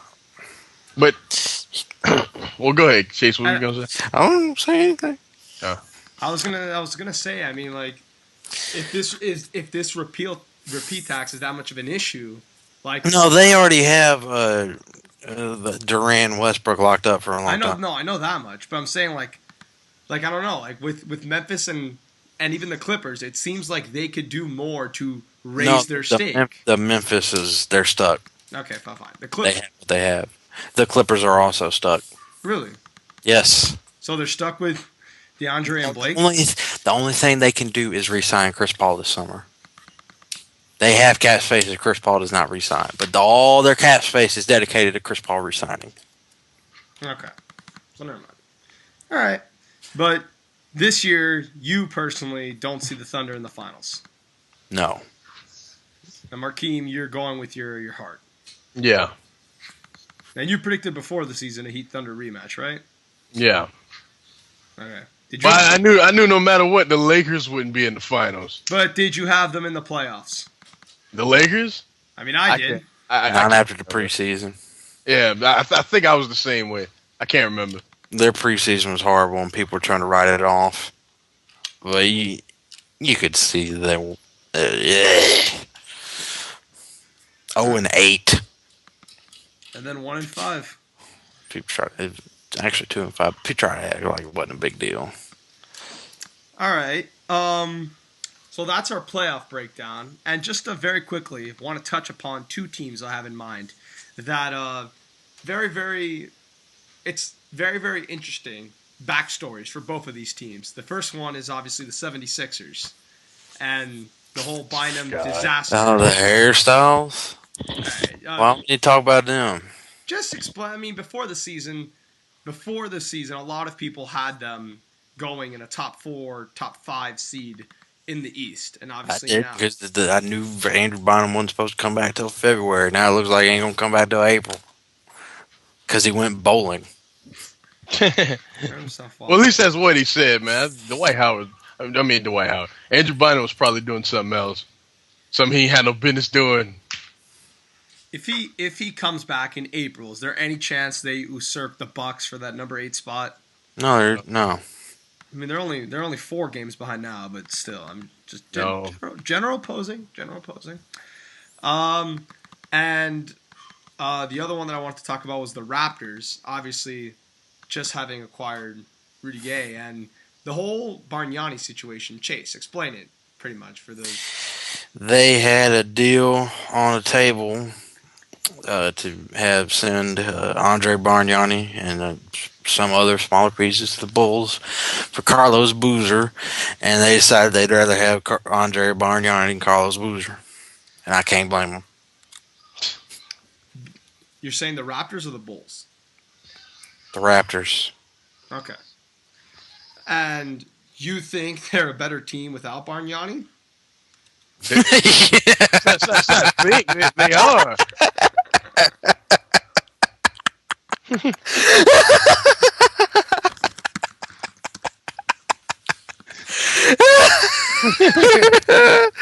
That motherfucker sucks. All he does is shoot. That's his only skill. He can't rebound. He can't defend. He doesn't block shots. He's a horrible passer. He just shoots a bunch of shots, and after shooting a bunch of shots, it eventually ends up being 20 points. But he's not going to be able to do that anymore because they played DeMar DeRozan more than him and Rudy Gay. Hey, Rudy Gay took 167 shots in 8 games with the damn Raptors. Yeah, I saw that. It's crazy. Like he surpasses Andrea Bargnani in shot taking. So that dude's completely useless. So where does Bargnani rank on worst number 1 overall picks of all time? Well, I mean, Kwame Brown. I know Kwame Brown sits upon his throne. The bullet. The lower candy's up there too. I don't know. That's harder to do because I can tell you the best. Those are easy. People, yeah. Best are easier than worst because the worst is just sticking it around. Like Kwame Brown, what were you thinking? Uh, I can't say Greg Oden because Greg Oden. And when he plays well. He just don't play much because he's always hurt. Well, but he was hurt. Like how'd they know? He was projected to be a bigger. Wasn't the argument that if LeBron had played 4 years, they still would have picked Oden over him? Yes. Yep. Damn. Oh. Well, that book's not closed. I mean, motherfucker's coming back. It's almost closed though. It's like crack. All right. Sad though, unfortunate. And finally, before we move on, there was one other team I wanted to very, very quickly brush up upon, and that was the Mavericks that seemed to... No. No, what do you mean no? What the fuck? Like, why are we talking about the Mavericks, No. man? For what? Fuck, it was an interesting offseason. They go from fucking... Why was it an interesting offseason? They swung and missed. That's why it was interesting. What was interesting about it? They did. Darren Williams want to talk to Cuban. Cuban decided he rather film Shark Tank, and then the Nets told him we traded for Joe Johnson. He signed a contract Because he thought that was getting better. He thought that was fixing the problem. Mm-hmm. Players are morons. Then we'll move on to our next topic. Eric Gordon would rather be in Phoenix than doing pick and roll with Anthony Davis. Are you bitter that he didn't want to play there? What? That he didn't want to play for New Orleans? No, I'm not even talking about what his feelings are. You know, his feelings are that he'd rather play with Golden State or Phoenix. But logically, you are the best pick and roll ball handler in basketball by a long shot. The team you're on has drafted Anthony Davis. Hey, you still want to leave? These other two options, they got nobody near as good as a pick and roll man. Yeah, whatever. All right. Players baffle me. They baffle me. Baffle me. Next we got trade news. I know it was a very uninteresting trade deadline. We covered it. Yeah, we kind of. You don't need to talk about none of that other stuff. All right, then before I move on to college, let's get to the midseason awards so far, since we are at the midseason. I'm a most valuable player. I think everyone has the same one in mind. But aside from LeBron, who are the top 3 candidates? Sounds close. I know that, but who are the top 3 aside from him? Durant, Paul. There's not even a third? And Tony Parker. I said Durant, Paul. Oh, you meant top 3 aside from him? Yeah. I probably Tony Parker this year. Tim Duncan's playing so damn well. Well, yeah, that is true. Yeah. Yeah, So, man. I don't know who it even be. Okay, James Harden. Yeah, okay, James Harden. Yeah. So Durant, Paul, and then James Harden. But Durant and Paul are like they're way above the rest of the pack, and then LeBron's way above is them. way above them. All right, Coach of the Year. Popovich. Yeah. No. As long as he's active, I go Popovich. All right, one runner-up. Thibodeau. Who? I can't hear you. Thibodeau. Oh. Yeah, I would say Thibodeau. Defensive Player of the Year. Iguodala. It's hard to argue that. So yeah, Iguodala. Is he still number 1 in that, whatever the fuck that stat was? You mean the PER against? I think so, yeah. Probably. I ain't looked it up, but he's a monster. He's the reason why most of the time when Nuggets win a game, he shuts down the other team's main ball handler. I should know because poor mean old coach George Karl slaps Andre Iguodala on Gravis Vasquez, and he has like 8 or 9 turnovers. So cruel. All right. Then we go to 6th Man of the Year. That's I guess. harder. I would say Jamal Crawford, but Hold on. Shit. Damn. That's who'll win. Let's put it like that. Yeah, That's who'll that's win. who the meeting because he fucking plays in L.A. But I gotta actually think. Oh man, this is hard. There's only one that leads his team in scoring, but they ain't gonna give it to Ryan Anderson. Yeah. Uh, It might. No, Why, freaking Crawford's in L.A. They don't care that Ryan Anderson's putting up 18 points off the bench. All right. I'm thinking they'll probably give it to Crawford. Next up, we have. What am I missing? Oh, rookie of the year. Last one. Rookie of the year. They'll give it to Lillard. But it should be. Beal or Davis. So you would put Davis above Lillard as well. Mm-hmm. Yeah. Explain. We talked about this off air, but explain to everyone what your issues with Damian Lillard and the numbers he's putting up. Well, he doesn't play much defense. He's not like offensively. He just happens to, put the ball in the air a lot. Like, I mean, it doesn't necessarily mean it's a good or bad thing. The thing that he plays 40 minutes a game. Yeah, that his too. role is to score the ball. So that means he's going to take 15 to 20 shots a game. Sometimes he has games where he scores 30. Sometimes he has games where he's 1 for 16. And he doesn't do much else either. No. I would not call him a good passer. And how many minutes? Does Davis play? Like almost 30, right? Like 28 or something like that. I think he's more like 25. Oh. And he rarely hits 30 minutes played. Rarely. He's at 28. Brad Beal is slightly higher, right? Yeah, Brad Beal's like 32. But those two actually play normal how many minutes a player would play, not freaking 40 because they have no bench. 40. Bench. They ain't got no damn bench in Portland.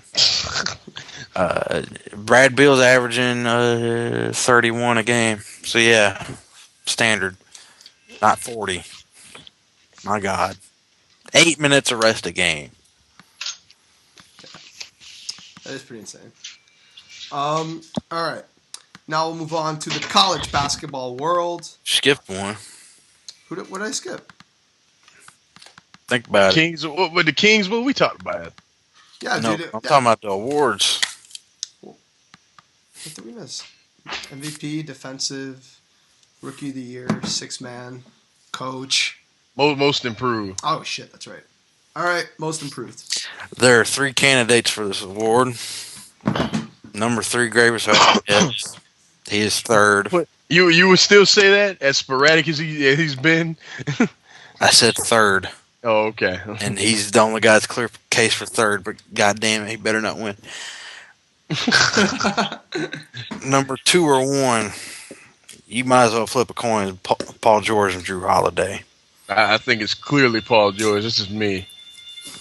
Dude, watch Drew Holiday this year. You just said he's top 5 point. Or would you say freaking? Yeah, I did because Paul George was like Vince Carter. Now he's a player. Now he plays basketball. Drew Holiday always played basketball. He's just better now. It'll be one of those 2 dudes. Okay. Now we'll move on to the college basketball world. Chase the Hunter, Markeem the Aficionado. I know the damn teams. You know the teams, you just don't give a shit.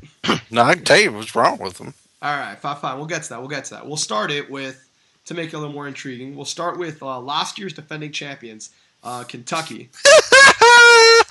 I can tell you what's wrong with them. Okay. Well, I'll put out my theory. Their defense is designed to funnel the ball. Air quotes. Their defense in air quotes. I'm getting you. Not letting me talk here. It's designed to funnel the ball towards a shot blocker. Problem with that. And now he ain't playing too. So They have a mishmash of really, really nice talents, but they don't fit together. They have brighter futures than they do here. Didn't you say they were not that much less talented than the Kentucky team last year? Talent wise. Like Willie Cauley Stein, he's a reverse Jimmy Graham. Whereas Jimmy Graham was a college basketball player and then he became a football player. Well, Willie Cauley Stein was the #1 wide receiver recruit in the nation, and then he hit a growth spurt to where he was too tall to play football. So he's literally playing basketball for the first time in his life. and he's terrible. But if you could teach him how to play, my God. But it depends on where he gets drafted to. okay. Because Chase, you want me to go now? Can I go now, please? Can I go? You kind of All right. cut him off.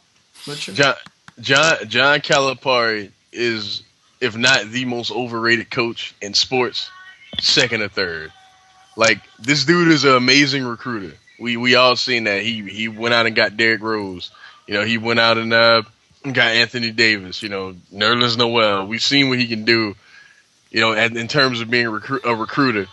It is not a coincidence that he's had a lot of talent most of his career, yet only has one title. It's not a coincidence because in game he is terrible. When it comes to making adjustments, he is terrible. Like do y'all remember last year when Indiana beat Kentucky? Like, y'all remember that, right? Yeah, I do. That was their only loss. The jump shooters, or the only regular season loss. The jump shooters, they were killing them all game, and he did nothing about it. Like, he did absolutely nothing about it. Like, the entire game, they were getting killed from three. And no adjustments, no changes, no nothing. Before the half, after the half, they just got killed from three all game. And how ironic that the buzzer beater that beats them is from NBA range. Hilarious to me. He is terrible. As a coach, he is terrible. Absolutely awful. The most overpaid coach in college basketball. Overpaid? Yeah. All right. And so basically you give all the credit to last year's team to... Anthony Davis, Michael Kidd-Gilchrist. All the credit. What's his name? Terrence Jones. All those guys. Doran Lamb, Darius Miller. Doran Lamb, Darius Miller. Those are the five. Did you think that this guy sucked when he was at Memphis? Yeah. The team with Derrick Rose should have won the national title. Mario Chalmers played out his mind, don't get me wrong, but they should have won. They were better. 2008, right? Yeah. They played better. They were better. Coming into that game, they were better. Derrick Rose was having one of the greatest runs in the history of the tournament, and they lose. They were undefeated the whole year, weren't they? No, they lost the game. But undefeated in regular season. Yeah. Okay. And then Chalmers, yeah, and all them folk. All right. So not how Kentucky obviously still gets into the tournament, right? No. Weren't they ranked 25 just last week? Yeah, but no Nerlens Noel. They just got blown out by Tennessee. They just got blown out by Tennessee not too long ago, and they barely beat. Who was that? Who was that? They barely beat the other day. Like, they'll finish with like 10 losses. I don't think they get in because they don't have any quality wins. Like, Florida killed them. Their best win is Ole Miss, and Ole Miss just came here and lost to South Carolina. And I'm from Columbia, and I can tell you that's one of the worst teams in the nation. Their best player is a football player. Seriously, I'm not even joking. That's their best player. All right. Nerlens Noel, what's his current... I know he just got hurt, but what's his current draft prospect? It affects nothing. They don't care at all. He will go 1 to 3. Damn. All right. So, continuing the ranks, let's talk about the #1 ranked team in the country right now, Indiana. Marquis? The best team in college basketball, I think. I think, in my opinion, if the tournament started today, they would be my champion.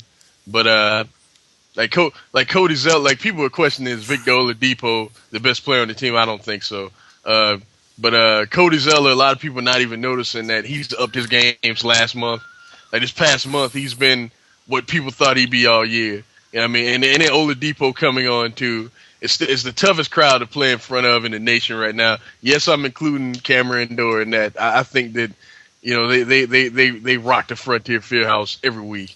You know, they shown they can win on the road. I mean, they just won at another one of the toughest places to play against one of the best coaches in the nation against a very stacked team from top to bottom. You know what I mean? You know, they get like they got button stars all over Michigan State, and they play good defense. And Indiana dropped like almost 80 on them. I think they did drop 80 on them. So they're the best team in the nation right now. Very deep, shooters all over the court. Yeah. Oladipo has the potential to be the best perimeter defender in the NBA by a mile. I don't know what he does offensively can translate to the NBA, but who knows? And Zeller has a really nice post game in an era where there are no really nice post games. So you have high expectations for this team in the tournament? Yeah. Yes. All right. Next, we'll move on to the second ranked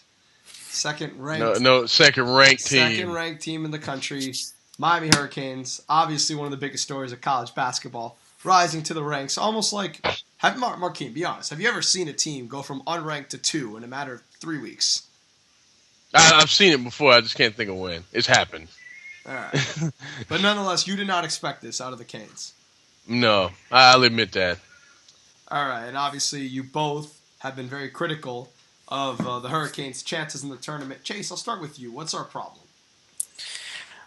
I don't like the way they play defense at all. It consists of mostly doing a lot of pressure and gambling. If they run into a point guard, and I'm talking about the guy that's going to handle the ball the most, that does not give a fuck about their pressure and doesn't give up the ball, you're fucked, because that's about 70% of your offense. Who is that point guard that will kill us? I don't know, because it's the goddamn tournament. Like we have to see the brackets, man. Who the fuck saw C.J. McCollum coming? I know Marquine did. Shut up.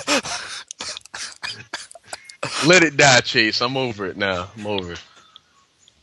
All right, Marquine, how about you about the Hurricanes?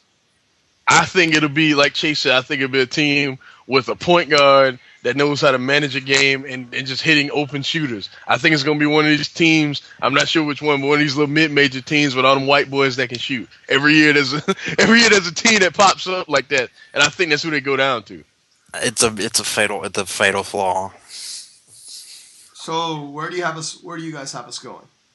I mean, it depends on the matchups, kid. Like this year is crazy because I mean I'm not gonna discredit them, man. Reggie Johnson in the middle is an enforcer. They're senior, like a lot of them are seniors, man. Leadership means a lot in the tournament. 5th and 6th year seniors.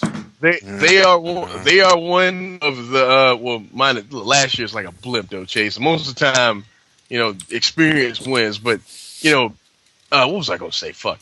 There are like 16 teams this year that can win it all. And they're in the mix, but I wouldn't be confident in picking them if I were you. We also got the coach to get it done to go far. Oh, Larry Nagel. Yeah, he's probably coach of the year. But, just saying. Chase, I presume you're less optimistic. About what? None of them guys have a future unless you're going to watch European basketball. Oof. Oh, my God. See, this is why I don't like talking college. See, we're talking about them at the college level things. I'm just being real here. Not a fan of Kaji or Scott or Larkin, Johnson, none of them? None of them have a future in the NBA unless they make a deep run in the tournament and some idiot GM thinks that means something. Joe Alexander won the lottery. Where's he at now? You don't even know who that is. I have no idea. He played for West Virginia. He went nuts for when they went deep, like Elite Eight. Oh, okay, I remember. I do remember that. I don't remember him, but I remember. You probably remember Pittsnoggle. Yeah. Because that's a unique name. But Joe Alexander's pretty NBA creative player. But yeah, they have nothing. All right. So They don't like. That's not even me saying that. Most places don't even have a player from Miami ranked in the top 60. Huh. I mean, I can't really argue with it. I didn't think anybody on that team did have a big NBA perspective future, so I'm not going to contest it. I'm just, just curiously asking around. But being honest though, man, they're one of the 16 teams that could get hot and win it all. Yeah. If they don't run into that mythical team that we keep putting together, but not a name. I don't know what. Who the fuck? I'm not one of these people that knows every goddamn team. Yeah. I mean, I watch all the conference tourneys, but I consider myself a huge college basketball fan, but I don't watch every mid-major conference. Like, I don't watch every Patriot League game or Big Sky game. I watch all the conference tourneys. I'm gonna get on y'all nerves with that, but I don't watch every game from every single team. I don't do that. The Canes have done a lot this year for Miami in general. The optimism in that city is incredible now. I will say that, just like how I told you guys about the James Jones, Shane Battier nonsense, without question, amongst the common folk, I mean, they have a right to that. We're the second-ranked team in the country. There is this big, big expectation that we're not going to lose another game the rest of the year. Oh, okay. Clemson almost gets you. Yes. No, I will admit. and, hey, that was and Virginia almost gets you. But y'all think y'all not going to lose a game? Come on. That was the worst. Hey, look. I was with my friends, and I was merely telling them, listen, we barely got away at Boston College. We barely got away at fucking Clemson. The worst game I've ever seen that team play. We barely got away from Virginia on our own court. And now we're going to go at Duke, who's better than all of them. By a good... And the worst thing y'all could have did was kill us. I'm just telling you. It's the worst thing y'all could have did. So even without Ryan Kelly, you think the game's not even close? Well, I'm not going to say all that, but I think it's damn near impossible they win this game. All right. I will also let you know right now that almost everyone in that city expects Miami to take care of business in Cameron Indoor. Basketball is really new to y'all. I'll just say that. College basketball is really Cameron Indoor in March against a team that beat them, but come on, son. Look, this is the number one football state in the country. All right? This is something new to people. Not to mention the Hurricanes are ranked 2, and it didn't help that Duke just fucking lost at Maryland to further assist this notion in people's minds that Miami is the superior team. That meant nothing to me though. Maryland is we're like Coach K said. I didn't agree with him though, but he had a point. He was like, if it's such a rivalry, why are they leaving? Because we're their rival, but we don't care about Maryland. Come on, I mean, whatever. That hadn't mattered since Juan Dixon played there. So, do you think Duke is the better team overall? Like, if we play a neutral court, court. And this is me being 100% honest. At full tilt, yes, but not by much. But right now, no. Without Ryan Kelly. Without Ryan Kelly, no. Why don't you? But if they were at full strength, barely. All right. And explain to everyone what Ryan Kelly means to the Duke Blue Devils. Right. In addition to his perimeter D, he's an amazing shooter. And on top of that, he's also a leader. Like, he's the leader. Like, him and Seth Curry are the leaders of that team. People think it's Mason Plumlee. It's so not. Like he's the most vocal. You know what I mean? If you ever see like them on the court, him and Seth Curry pretty much are they're the inspirational leaders of that team. Like, when Ryan Kelly's not playing, he's not on the court. People aren't as account. Like, let's put it like this. When they were getting blown out in Miami, they wouldn't have gave up like that if Ryan Kelly was on the floor. It wouldn't have happened. It wouldn't have happened. He would have been out there slapping motherfuckers like, we ain't about to embarrass ourselves. Y'all better play defense, or y'all gonna have to hear from me. That little white boy, he's not little, but that white boy tough, man. I'm telling you. That's a tough white dude, man. He has a hood pass, man. You can go anywhere. He's tough. All right, we'll move on from Miami to Gonzaga. I want to pretty much go over the top 5 or 6 here. Markeem, Gonzaga's strengths. What are their odds to win a national title? their odds are really low because I'm not falling in that trap again. I'm not doing it. I'm not. Every year I say, well, not every, but a lot of the times I'm like, this team could make a run at the Final Four. I just believe Mark Few cannot lead a team to the Final Four. I think that they are extremely deep. I think that obviously they score. Obviously, they're like top 5 in the nation. I think top 5 or top 10 or top. I think they're top 5. But I don't see it, man. I don't see it. Nobody stands out to me. Nothing about this team is like really that impressive. They played an insanely weak schedule, and the only team minus who they played somebody early and like beat them down, and then Butler. But you saw what happened at Butler. You know what I mean? So it was a great game, but they got outplayed. You know what I mean? And I'm not falling in that trap again. I'm just not. They're like the Dallas Cowboys, man. They're not doing it to me. They're just not. I've fallen into that trap. Chase, any comments on Gonzaga's team, if you know much, or any poachers that you've been looking at for them? They've never entered my sights. Oh my God! Your I hate sights. you, Chase. I hate you. Fine. We'll block them. Let's move on to Michigan and Michigan State.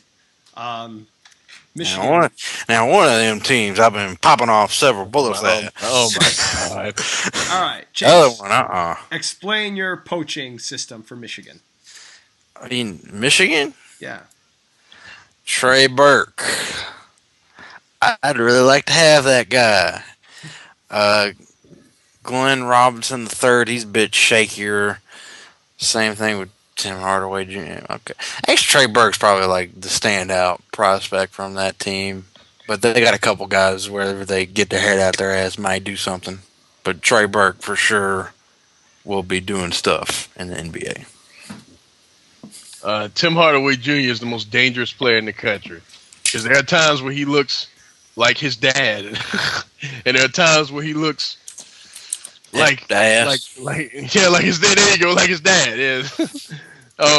I like Michigan a lot. If y'all follow my Twitter, y'all know that. I don't think they rebound well enough to really do much in the tournament, to be honest with you. And you have them in the Final Four. Yeah, but my thing is that I didn't. I said they were one of the top 4 teams in the country. Don't put words in my mouth, boy. Because I don't know the matchups, but I think, honestly, because if they don't shoot well, which happens to everybody, then you need second chance points, and they don't rebound well enough. I think Trey Burke is a master with the ball, but if the shots ain't falling, you need to rebound. And you don't have a guy like LeBron that can do it all. So it just don't happen like that. And lately they play like shit. So. And how about Michigan State?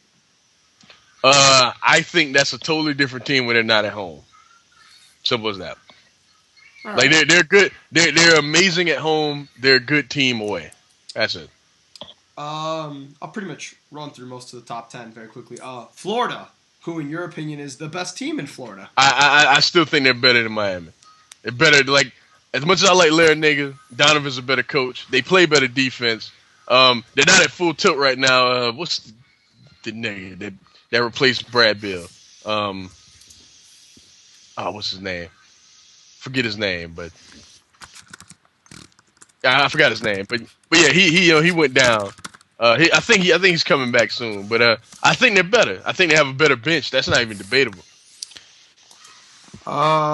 Here, I just have their roster right here. The Gators. Yeah. Boynton, Donovan, Finney-Smith, Frazier II, Graham, Harris, Kurtz, Murphy, Ogbues, Prather, Rosario, Walker. I can't remember. Yeah. I can't remember. Kid, go ahead.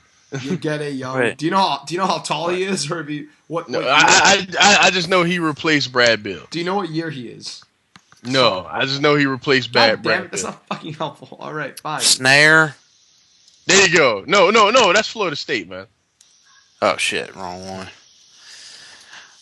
Whatever. No, I ain't got no clue. Patrick Young will be dope coming off somebody's bench. That's the only person in your crossfire from the Gators. Patrick Young will be really good off somebody's bench. Okay. All right. Then this is another team I don't know if it's a dark horse. I know some people had this team winning it all. Syracuse. No. No, I like they don't score enough points. Away from home, it's the same thing like the Michigan State situation. Away from home, you know, they're a different team. Jim, you can't count out Jim Boeheim because he understands his roster. I think they haven't played their best basketball yet, but I don't see them winning it all. Yeah. Chase, any poachers from Cuse? Mike Carter Williams. I knew you were gonna say that. That's it. This team was clearly designed around Deion Waiters finally coming off that bench. Just didn't think Deion Waiters was going to leave. Yep. And they're having trouble finding scoring. But hey, they're 21-4. What the hell do I know? I mean, it's the Big East, man. Can't nobody score in the Big East. No. Even though I feel like the best team in the Big East is not getting nearly as much attention as they should, but Say it. that would be Georgetown. Hell yeah, Georgetown. We know why Chase likes Georgetown, but Why do I like Georgetown? Otto Porter, man, that dude does it all. He does it all. Like he had a game where like he had a stat line. He had like a LeBron like stat line like a couple weeks ago. He had 22, 9, 9, and 5. It was ridiculous. I have watched this guy more than any other player. That's the best team in the Big East. Honestly, I don't even think they played their best ball yet. This is a bold statement, but I'm gonna make it in this crazy season. I'd be kind of surprised if they didn't make the Final Four.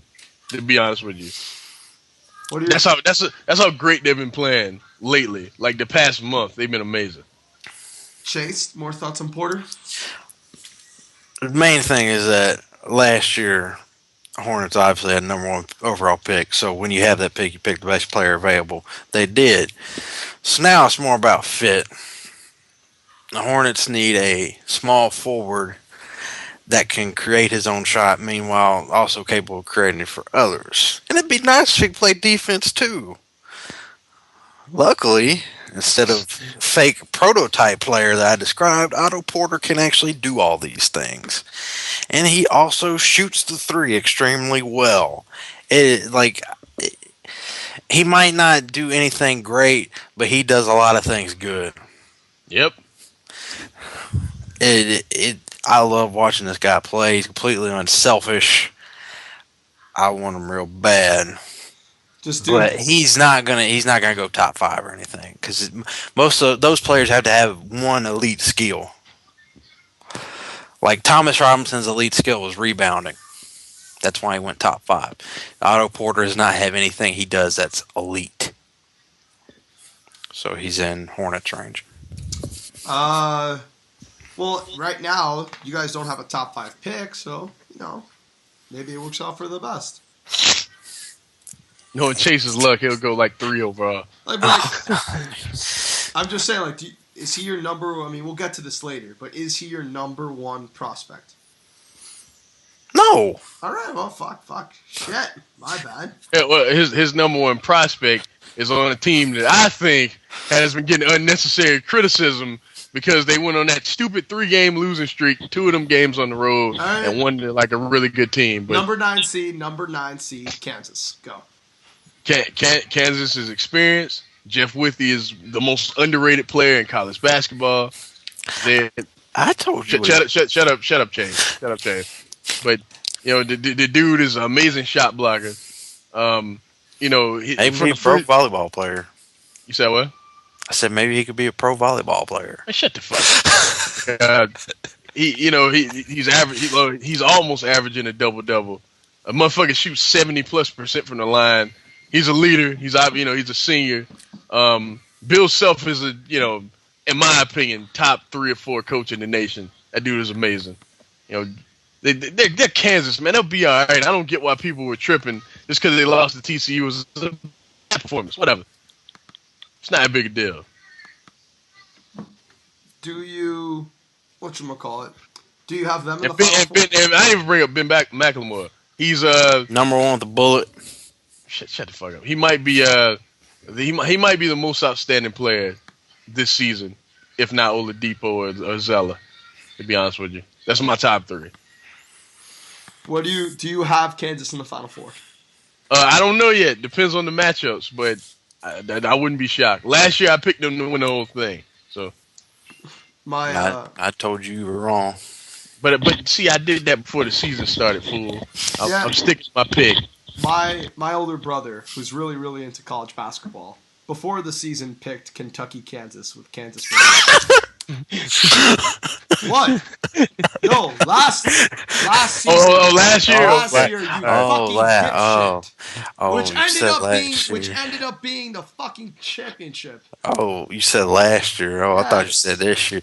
You said before the season. You didn't say that last.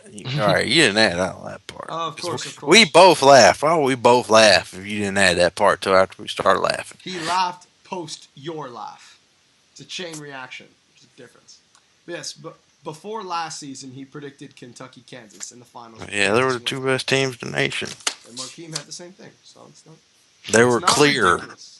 Most years, and one quick thing, most years when I fill out my bracket, I'm the nigga that everybody comes to because usually I have 3 of the top 4 teams. I usually have the champion.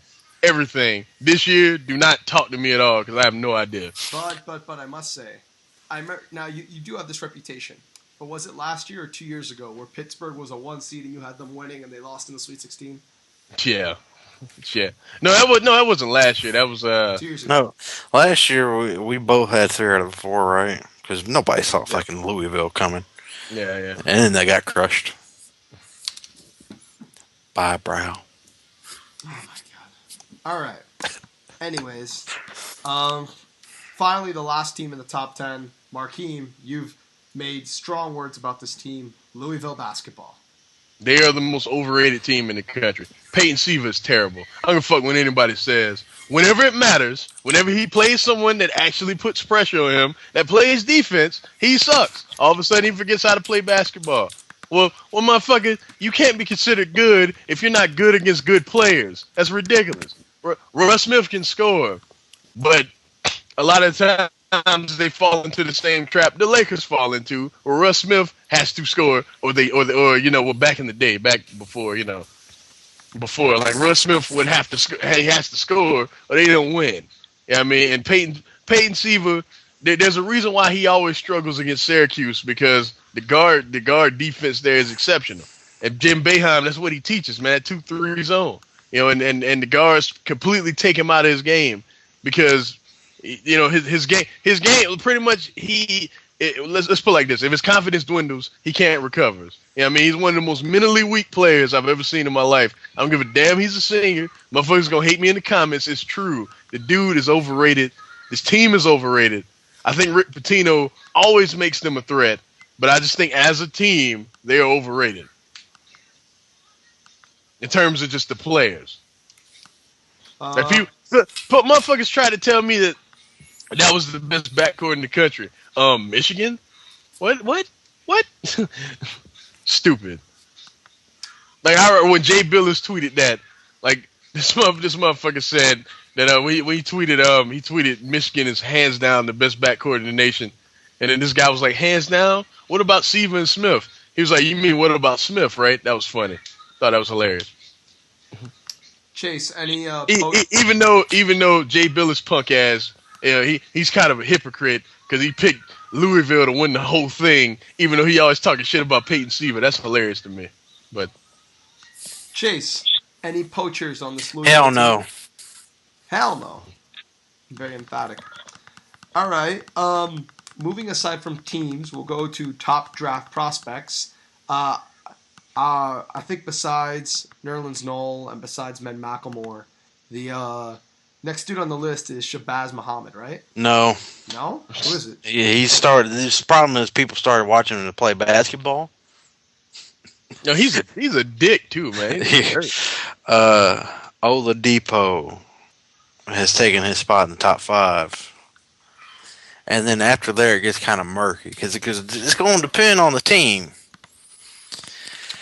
But if you're going to go talent-wise, I'd probably go McLemore, Noel, Zeller, Oladipo, Smart. Oh, Smart. Marcus Smart? You talking about NBA talent? I ain't talking about college basketball. I'm about to say, man, that nigga's he gonna have to change because he plays like an idiot. That motherfucker does not shoot well at all. All right. Like, did you see the shot he put up last night? There's 3 seconds left.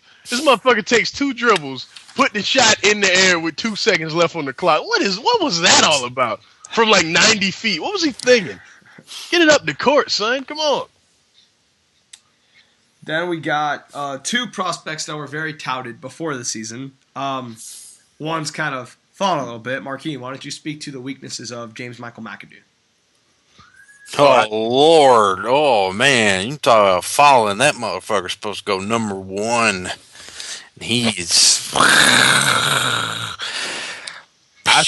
I think he's terrible. It's not gotten, much else to say. I think he's terrible. It's gotten so bad, they don't even have him projecting coming out this year. Oh, man. Like, he went from lottery last year to where he decided to come back to school. Oh, man. I've never seen anything like this shit. He's never. I'd rather not talk about North Carolina players because I'd rather not acknowledge their existence. Well, okay. To be honest with you. I was going to close with that, but why don't you... You gave us the Eagles rant in the first episode last time. Please, you, on Twitter, you messaged me. When I messaged you and I said, hey, you can hate on North Carolina all you want, but you can't deny, the championships they've won and all this and that. And your exact response was, one day I will expose the fraudulence that is Tar Heels basketball. So please, indulge me. What is this fraudulence you speak of a team that has, 6, 7 nets? 5, I think. 5. More than Duke, or tied with Duke? More than Duke. Right. Go. Explain they are great. They are great in spurts. A lot of motherfuckers think they are amazing because Dean Smith was there for a long time. It was very successful, which he was. Don't get me wrong. I will not sit here and say that they're, ham and eggers and, they're middle of the road. No, it's North Carolina. It's still one of the elite programs in the nation. I just think motherfuckers put them at a certain level every year because of the name on the jersey. Like this year, do you know this year, what were they ranked preseason? Like top 15, right? Something like that? Some shit like that. This team is terrible. Like, look at them this year. They're terrible. Like, I feel like since Dean Smith, they've been struggling to find their footing. Roy Williams had a little spurt here. He won a title with guys that weren't his guys, were actually Brad Doherty's guys. And he won a title with those guys. And he finally won a championship with his guys. But aside from that, they usually underachieve. And yet, they're put on this pedestal because Duke has been consistently great. Yeah, I'm saying it. Now I'm going to big us up for a little bit. Duke has been consistently great for the past 20 years. And because they're our rival, they kind of get uplifted because of that. It's kind of like back in the day when the Yankees were so great. Yeah, motherfuckers always talked about the Red Sox. Red Sox were a good team, but there's no point in talking about them because, the Yankees are so great, and they just happen to be their rival. It's the same shit with Duke. As every North Carolina fan can admit, for the past 20 years, we have been better. Bottom line. If you say otherwise, you're lying. You're fucking lying. Like, how many Final Four appearances Coach K got? How many? Like, what? 13, something like that? 13, 14? I don't know about Dean Smith or Tar Heels basketball in general. Dean Smith had 1, 2, 3, 4, 5, 6, 7, 8, 9, 10, 11, 12, 13. Dean Smith had 13. And then 5 after that. Coach K had, I have it right here. All right, Coach K had,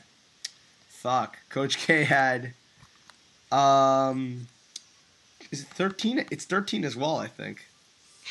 Yeah, but I'm saying, since Dean Smith, they've been struggling to find their footing. They had spurts here and there where they've been great. But they're always good because in North Carolina, they get the best recruits. But a lot of it has to do with Duke. Sorry. It's just the facts. It is just the facts. Dude, they get the players. They get the players that Coach K doesn't want because they're a bunch of knuckleheads and like thugs and shit like that. That's just being real. Well, McAdoo is a thug. Exactly. See, look, that's prime. This whole entire team is a prime example. Was he number 1 ranked coming out of high school? I don't know. You gotta ask Chase about that. No, but he was projected to be number 1 pick. this year before he went shbleh. Who was number one coming out of high school? Was it Noel? His year? You talking about McAdoo's a sophomore. No, I know Oh, for that. real? Hit Oh, it was McAdoo's year. Davis. Okay, well, fine. Then last year. Oh, yeah. Okay, yeah. Oh, yeah. All right, I do remember that. Because they sucked last year. No, I'm joking. They made it to the Elite Eight last year. But, yeah, like, I just feel like that they get more praise because of us. That's just being real. And, in the comments, y'all can get as mad as y'all want. But when y'all think about that, think about since 1992 to now. Think about that. And I want y'all to really think about that before you type in the comments. all right. You have any thoughts on Doug McDermott from Creighton? That dude can score, but that's about it. So That dude can fill it up, though. If they had an MVP award, he'd be the most valuable player in the country. Okay. All right. Just very quickly wanted to. Chase, nobody's talking about him, right? He's a junior. I know that, but Is I'm that saying... that's a He's not- problem? He's not going to come out. Oh. Okay, I see. All right, now we'll go to finally the draft. His perfect analog is Carl Landry. He just got to put on weight. Okay. That motherfucker can score and do nothing else. Well, that about does it for this newest edition of YouTube Take All Basketball. I hate that fucking name. Well, suck it. Unless you want to, that name's not going anywhere. So yeah, we would like to thank our good friend Chase for filling in as our news correspondent, and Phil, we miss you. Believe it or not. Will you be here every week, Chase? Will you be? Where were you? Hey, man, I fell asleep. Fuck you. I could have been playing more of The Witcher 2. We'll work on our weekly schedule, but for now, that's all of us. Thank you very much. Goodbye.